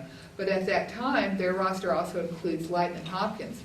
So Betty's in very good company there. On KTAE, which is a AM slot out of Taylor, at 4 p.m. on the weekdays in 1954 and at 2 p.m. on Saturdays for 25 years was a gentleman named Tony Vaughn. His real name was Tony Vaughn Walls, and his radio nickname was the Master Blaster. And like KTE specialized in country and rockabilly, but the station also made lots of time for R&B and Spanish music too. In fact, after Tony Vaughn went off the air, he was followed by a DJ, George Martinez, who ran the show for another 10 years. I don't know if KTAE is still around or not. You used to be able to pick up all those small town stations around here, and I don't think you can anymore. They even have them. In 1955, I mentioned that Elvis Presley was woodshedding over at the Louisiana Hayride, and he plays Dessau Hall on March 17th, 1955. This is his first of 3 appearances in Austin in a very short period of time, all of which will be around his term at the Louisiana Hayride. After being used in the hit film about juvenile delinquency, Blackboard Jungle, Bill Haley and the Comets' Rock Around the Clock becomes the first rock record to top the pop charts and hold its #1 position for 2 months. It remained in the top 100 for a then record 38 weeks, and it would be 39 years before that mark was broken. Wow. Elvis comes back and plays the Sports Center on August 25th with other Louisiana Hayride stars. Does anybody know what the Sports Center became? Armadillo World Headquarters. That's correct. It was called the Barton Springs Sports Center, and that's that's why it used to have that kind of Quonset hut look to it. It was actually built that way, and I believe it was used for military purposes at one point. But by the 50s, it was the Sports Center, and it was a very hot spot for young people to play. Rock and roll also warrants a mention that year in the Encyclopedia Britannica Music Review, but it's pretty derogatory. They refer to it in pretty racist terms as jungle music. But in 1955, Elvis is back in town. He's with Scotty Moore and Billy Black this time, his 2 favorite guys, and they make their only appearance at the Skyline Club. And this was going to be Elvis's last appearance in town until 1977, I believe, because he plays in Austin right before he dies at Municipal Auditorium. There's also a significant recording happening that year by a child performer named Little Doug Somm, and he records something called Real American Joe and Rollin' Rollin' on Charlie Fitch's Sarge label. These are originally released as 78s, although they'll later be released on 45 too. What's interesting is that he's Little Doug Somm, as he's known. He's actually 14 at this period of time, and I'm sorry I don't have the pictures here. I'll bring them next week. I brought them on flash drive. But I've got pictures of Doug Somm from 8th grade through all his class pictures from 8th grade through his senior picture. And the one picture that people often see of him where he's a teenager, it's a school picture he's posed. He's wearing sunglasses for his school picture, 1958, and slicked back hair. And this is a completely different look from the year before, in which he had a crew cut and was still Little Doug Somm. You can tell that what happened then. Elvis Presley came along, and Doug followed everything that Elvis did at that period of time. He makes this dramatic change between ages 14, from being Little Doug to being Doug Somm, he starts heading up his own bands in San Antonio. He's playing, at 17, he's headlining over at places like Maxine's Birdcage and sneaking into the Eastwood Country Club still, but he's got a career going. He's playing with bands like the Marquets at that period of time, who some of the horn guys in there will turn out to be in the West Side Horns later on. Like I said earlier, the Eastwood Country Club in San Antonio was a black country club, but it was both for blacks and for whites, so on different nights. So they would actually appeal to different audiences there, which kept them going for quite a long time and in a lot of trouble. Occasionally, black man and a white woman would dance, and that would be cause for a lot of consternation among people, and maybe some calling of the police or something like that. But once again, as I talk about the language of music, this music drew all of them together, and in San Antonio particularly, you had this confluence of black, white, and brown that just produced a very unique style of music that would come to be known as the San Antonio sound. Roy Poole starts the Austin Recording Company in the early 50s on the second floor of the Littlefield building down at 6th and Congress. And before that, the only recording studio in town was the Radio House at UT, which was by the brick annex of the Littlefield building where the original KUT radio station was held. One of the better known people to record there is a local rockabilly player named Ray Campy. And Ray was hugely popular here in the 50s. He was born and raised here in Austin. His family had realty and land here in town. He was very much a student of Austin too, and he's still around and got a sharp memory about what Austin was like back in that period of time. But he records tracks at that studio between 1951 and 58 and also appears on American Bandstand. He and another group are among the only Austin bands to appear on there in the early days. Elvis comes back to Texas in the area, but this time he's in San Antonio. And this is on the 15th of January, where he headlines the Municipal Auditorium and opens for Hank Snow and nearly causes a riot there with over 3,000 girls banging at the door waiting to see him. And this is where the Elvis Has Left the Building stuff actually really does begin to start there, even though they don't use that phrase until much later. Presley scores 5 #1 hits in a 7-month span. And this is just absolutely explosive for young people who are just caught up by rock and roll at this period of time. But the record companies, they still don't quite get it. So in trying to manipulate what's happening with rock and roll and its popularity, they have a pop vocalist named Kay Starr who records a song called the Rock and Roll Waltz.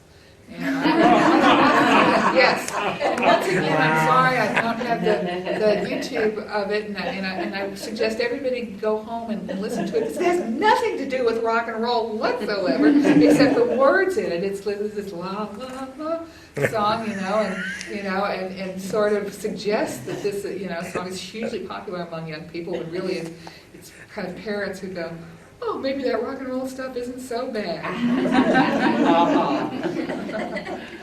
But rock and roll also enters the movies that period of time with rocksploitation films begin to come about. A lot of these feature juvenile delinquents and stuff like that, but one of the biggest ones is called The Girl Can't Help It, and it features a former UT student named Vera Jane Palmer, better known as Jane Mansfield. It also features performances by Little Richard, Fats Domino, and Eddie Cochran.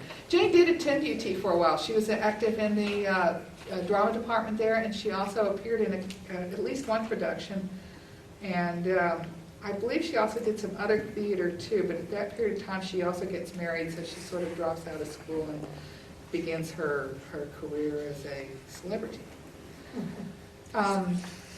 I Put a Spell on You by Screaming Jay Hawkins comes out in 1956. It too sells over 1 million copies, but it creates a complete radio ban because it's thought to be cannibalistic in nature, and thus becomes rock and roll's kind of first underground hit.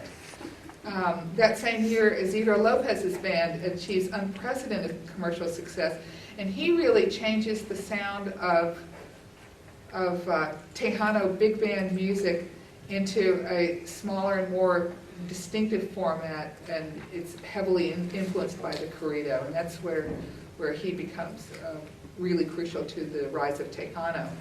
Meanwhile, the young DJ who was impressed by Leon Payne, Willie Nelson, has left a band called Ray Check's Polka Band, decides he wants to become a DJ full-time, and he heads off to Vancouver, Washington.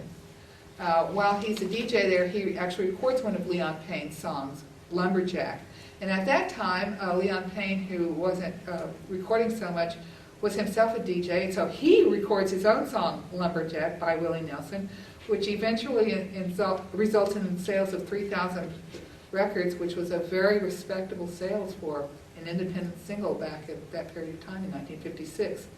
And it's enough to make Willie decide to continue singing and writing music. 1957, on his final Ed Sullivan appearance, Elvis Presley is filmed from the waist up. Bill Haley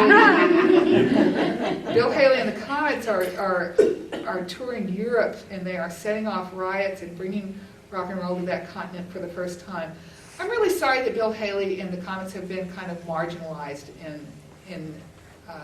throughout time. You know, he was once kind of considered the king of rock and roll, and then sort of was unseated. And while I would agree that maybe the king of rock and roll is not the correct term for him, and who would it be for? Elvis, I guess. But Haley was really influential. I mean, not only did he come out of the country western field, but he had a very good sense of showmanship too. And there's footage of his first tour in England, and he's got the full horn band with him, and it is dynamic to watch him perform.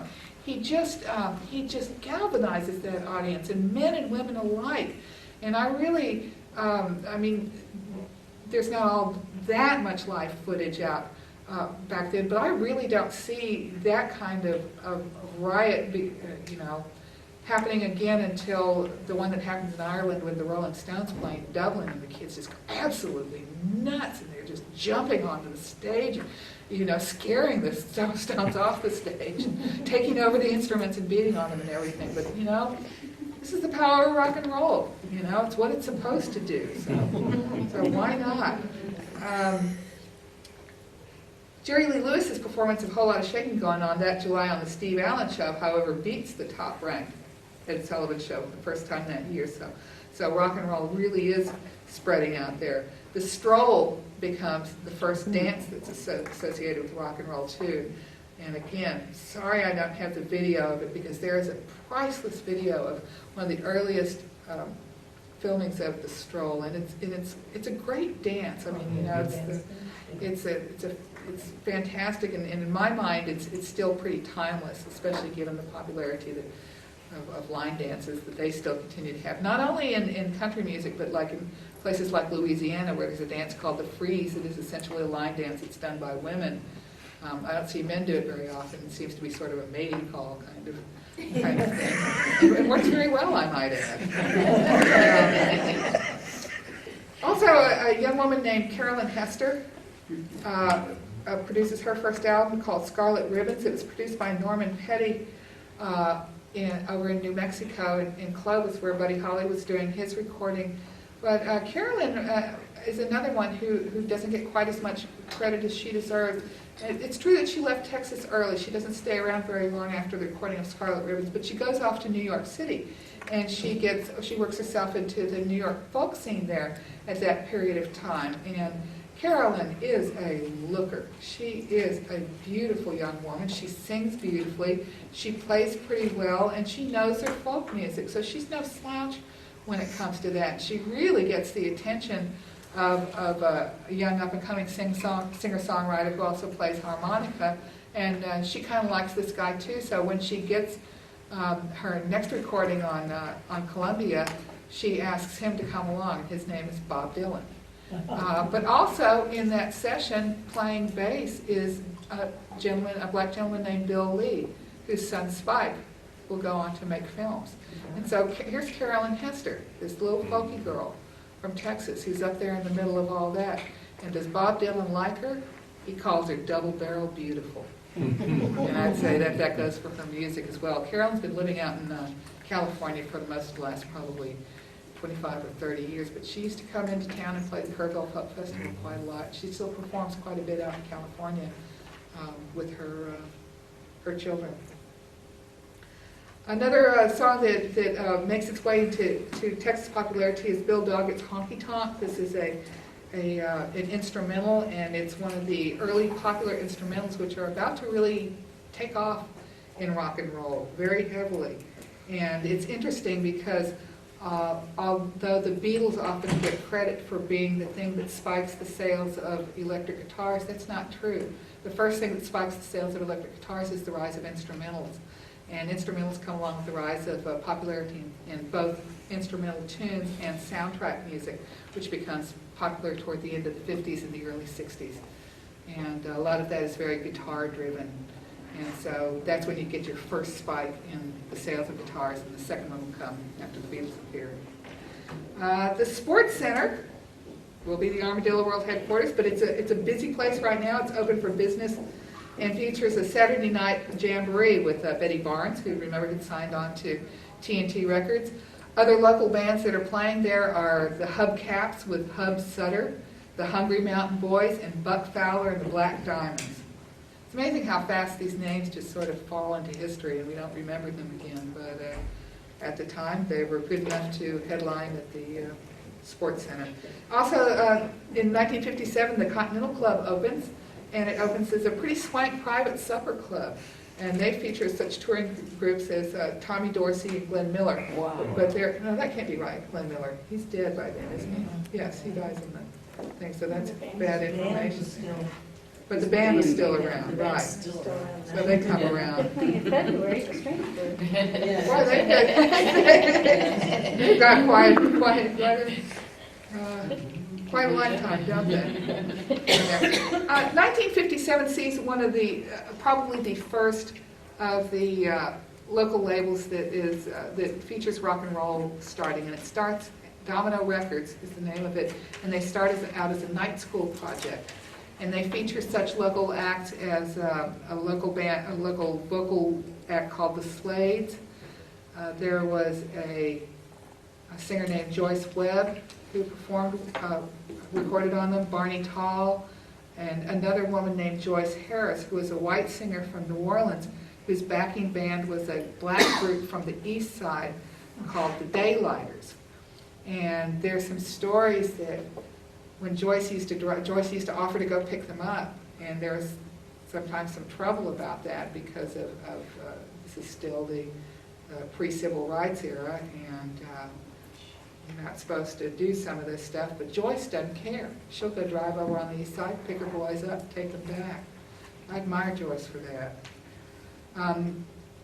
They join regional acts on the air, such as Doug Thom and the Marquets, Sonny and the Sunglows, Johnny Olin, Publio and the Valiants, Renee and Renee, Jesse Belvin, and a gentleman from South Texas named Valdemar Huerta, who will be better known as Freddie Fender very soon. In 1958, Elvis is inducted into the Army in March for a 2-year hitch overseas. Woohoo! People like Jerry Lee Lewis are happy. Except when he goes over to England, they discover that his third wife is also his 13-year-old second cousin. And that tour is cut short, and he's sent back to America by a bunch of outraged English people. Rock and roll's songwriting connection to the audience is really becoming apparent as songs are really now geared toward the way teens think and stuff. So that songs like Summertime Blues by Eddie Cochran and Sweet Little 16 and Lee Stoller's #1 hit for the Coasters, Yakety Yak, all begin to focus on teenage struggles and rebellion against parental demands. Power Chord first appears in records by guitarist Link Ray and Eddie Cochran. Distortion for the electric guitar, however, is first linked with Loman Pauling and the Five Royales. And they use kind of a primitive form of fuzz bass that's found on a lot of their records from the earlier days in there. And this kind of gains popularity, but in a very sort of underground way, and really until the 60s, and it becomes very popular with the British bands. But on Domino Records, the band The Slades are really poised for national breakout in 1958. They have a kind of soulful doo-wop style number called You Cheated, and this, like Ray Campion, ends them up on American Bandstand, which is pretty much where everybody wants to be these days. Sonny and the Sunliners will also end up on American Bandstand, and later in the 60s, so will the Sir Douglas Quintet. But for right now, it's 1959, and this is a year in which music is going to change dramatically and kind of desperately in a way. The first thing that happens is that Buddy Holly, Ritchie Valens, and the Big Bopper die in a plane crash while on tour in Clear Lake, Iowa on February the 3rd. And Congress opens up its payola hearings that year, and this was really designed to squash rock and roll DJs who really were taking money from record distributors in exchange for airplay, but it was common practice, and it had always been around. It just seemed to be more focused on when rock and roll came into the pictures. Alan Freed was its main target and becomes its biggest casualty, and he's found guilty and taken off the air as a result. However, the rock instrumental has its biggest year ever in response to rock music facing banned for lyrical content. Link Wray's instrumental Rumble is banned for its menacing sound. It was actually believed that guitar sound was inciting kids to rumble, to riot, whatever. I mean, he pioneered this kind of overdriven, distorted electric guitar sound, and also gets credit for having invented the power chord, which is sort of the modus operandi of all modern guitarists, and then does so, makes possible punk and heavy rock. So, you know, Link Wray, boy, and he was great. He was playing in town into his 70s here, when he still wore his hair dyed black and in a long black ponytail down to his back. And I remember John D. Graham opened for him one time at the Electric Lounge, and after watching Link Wray's set, John turned to me and he said, "Have you ever had your ass handed to you by a 71-year-old man?" I had it, but I never forgot that. So since 1955, the market share for rock and roll has increased from 15.7% to 42.7%, meaning that kids are pretty much dominating the market for the fastest growing style of music ever. And back in Austin, I think it's worth noting that right around this time, the Nighthawk restaurants, which have opened and gotten very popular, are owned by a man named Harry Aiken. And Harry began serving black customers long before competing restaurants do in Austin without segregating them. Aiken also serves a term as mayor in the 1960s. Beatnik culture is also growing up around the university as young people get interested in jazz and folk music, and this sets up the folk trend for the early 1960s. Some of the clubs that were really popular in Austin in the 1950s included places called the Hilltop Inn, Guild, Charlie's Playhouse, Jade Room, Varsity Inn, Nero's Place, Doug's Club, Dessau Hall, Victory Grill, the Skyline, the Avalon, the Galaxy Club, Continental Club, Hancock Playhouse, the Top Hat, Cameron Inn, the Diamond Bar, Price's Hall, Elm Grove Lodge, which I believe became Rolling Hills and then Soap Creek, the Four Palms, Big Mary's, which also became the Alabama Club, Club 13, the Teen Canteen near Camp Mabry, the Cinderella Club, the Hi-Ho Inn, and La Polpita. Some of the Latin bands that were really popular playing in the late 50s around town were Shorty and the Corvettes, Nash Hernandez, Roy Montalongo, Lonnie and Louis Lalo Guerrero, accordion master Camilo Cantu, Alfonso Ramos and his orchestra, and many like Lalo Campos. Many of them played Lalo Campos' Noche de Fiesta radio show on KBET. A lot of country bands of that period of time included Jesse James and All the Boys, Hub Sutter and the Galvestonians. I guess he'd moved on from the Sutter Boys at that point, playing at the Sports Center. Jimmy Heap and the Melody Masters, Dolores Ferris and the Bluebonnet Boys, Grouchy and his Texas Pioneers, Doug and the Falstaff Swing Boys, the Geese and Flaws, Buck Roberts and the Rhythmaires, Kenneth Threadgill, Leon Hawkins and his Buckaroos, and Adolf Hoffner and his various bands, including the San Antonians and later the Pearl Wranglers. Many of the popular black acts in the late 50s included Blues Boy Hubbard, the Shantones, Lavelle White, who recorded on for Don Roby, the Daylighters, James Polk, Gene and the Rolettes, T.D. Bell, Irby Bowser, and a young W.C. Clark. Some of the miscellaneous performers of the times included Bobby Doyle, Irene Franklin, Ernie Mae Miller, Agnes Curry Jones, and Ray Campy. But I think that in that year, it's the death of Buddy Holly that's left the void in rock and roll at the end of the 50s. Along with Richie Valens and the Big Bopper, these are vital voices that are taken from the heart of America's youth. Buddy Holly in particular is an essential loss because he's 22 when he's killed. Most of the songs he's written, he wrote as a teenager. They ring with a kind of youthful innocence that's really bolstered by a remarkable sense of melody and lyrics that really linger all this time. And Buddy Holly and the Crickets also shatter the myth that the Beatles set the mold for bands to write their own material. I mean, people like to say, oh, the Beach Boys did that first. No, Buddy Holly and the Crickets did it first. Straight out of Texas. And I think that's pretty fitting, you know, that the Beatles used the Crickets as the inspiration for their name. But the Beatles are 5 years into the future in 1959. And between 1959 and 1964, rock and roll is really never going to be more integrated and diversified than it is right then.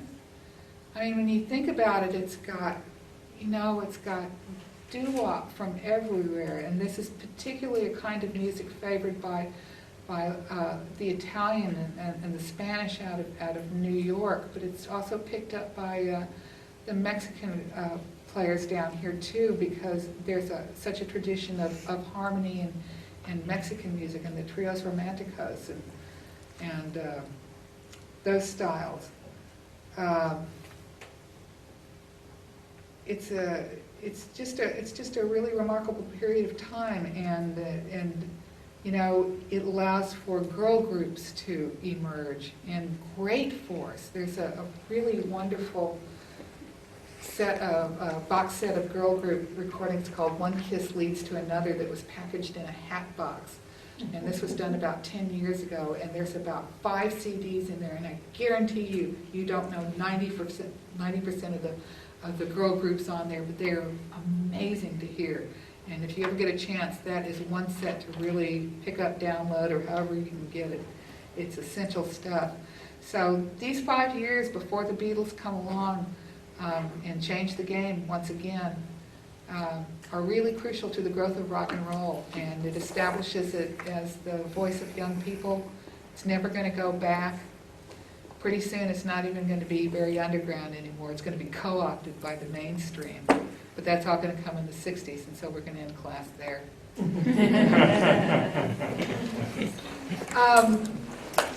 Thank you.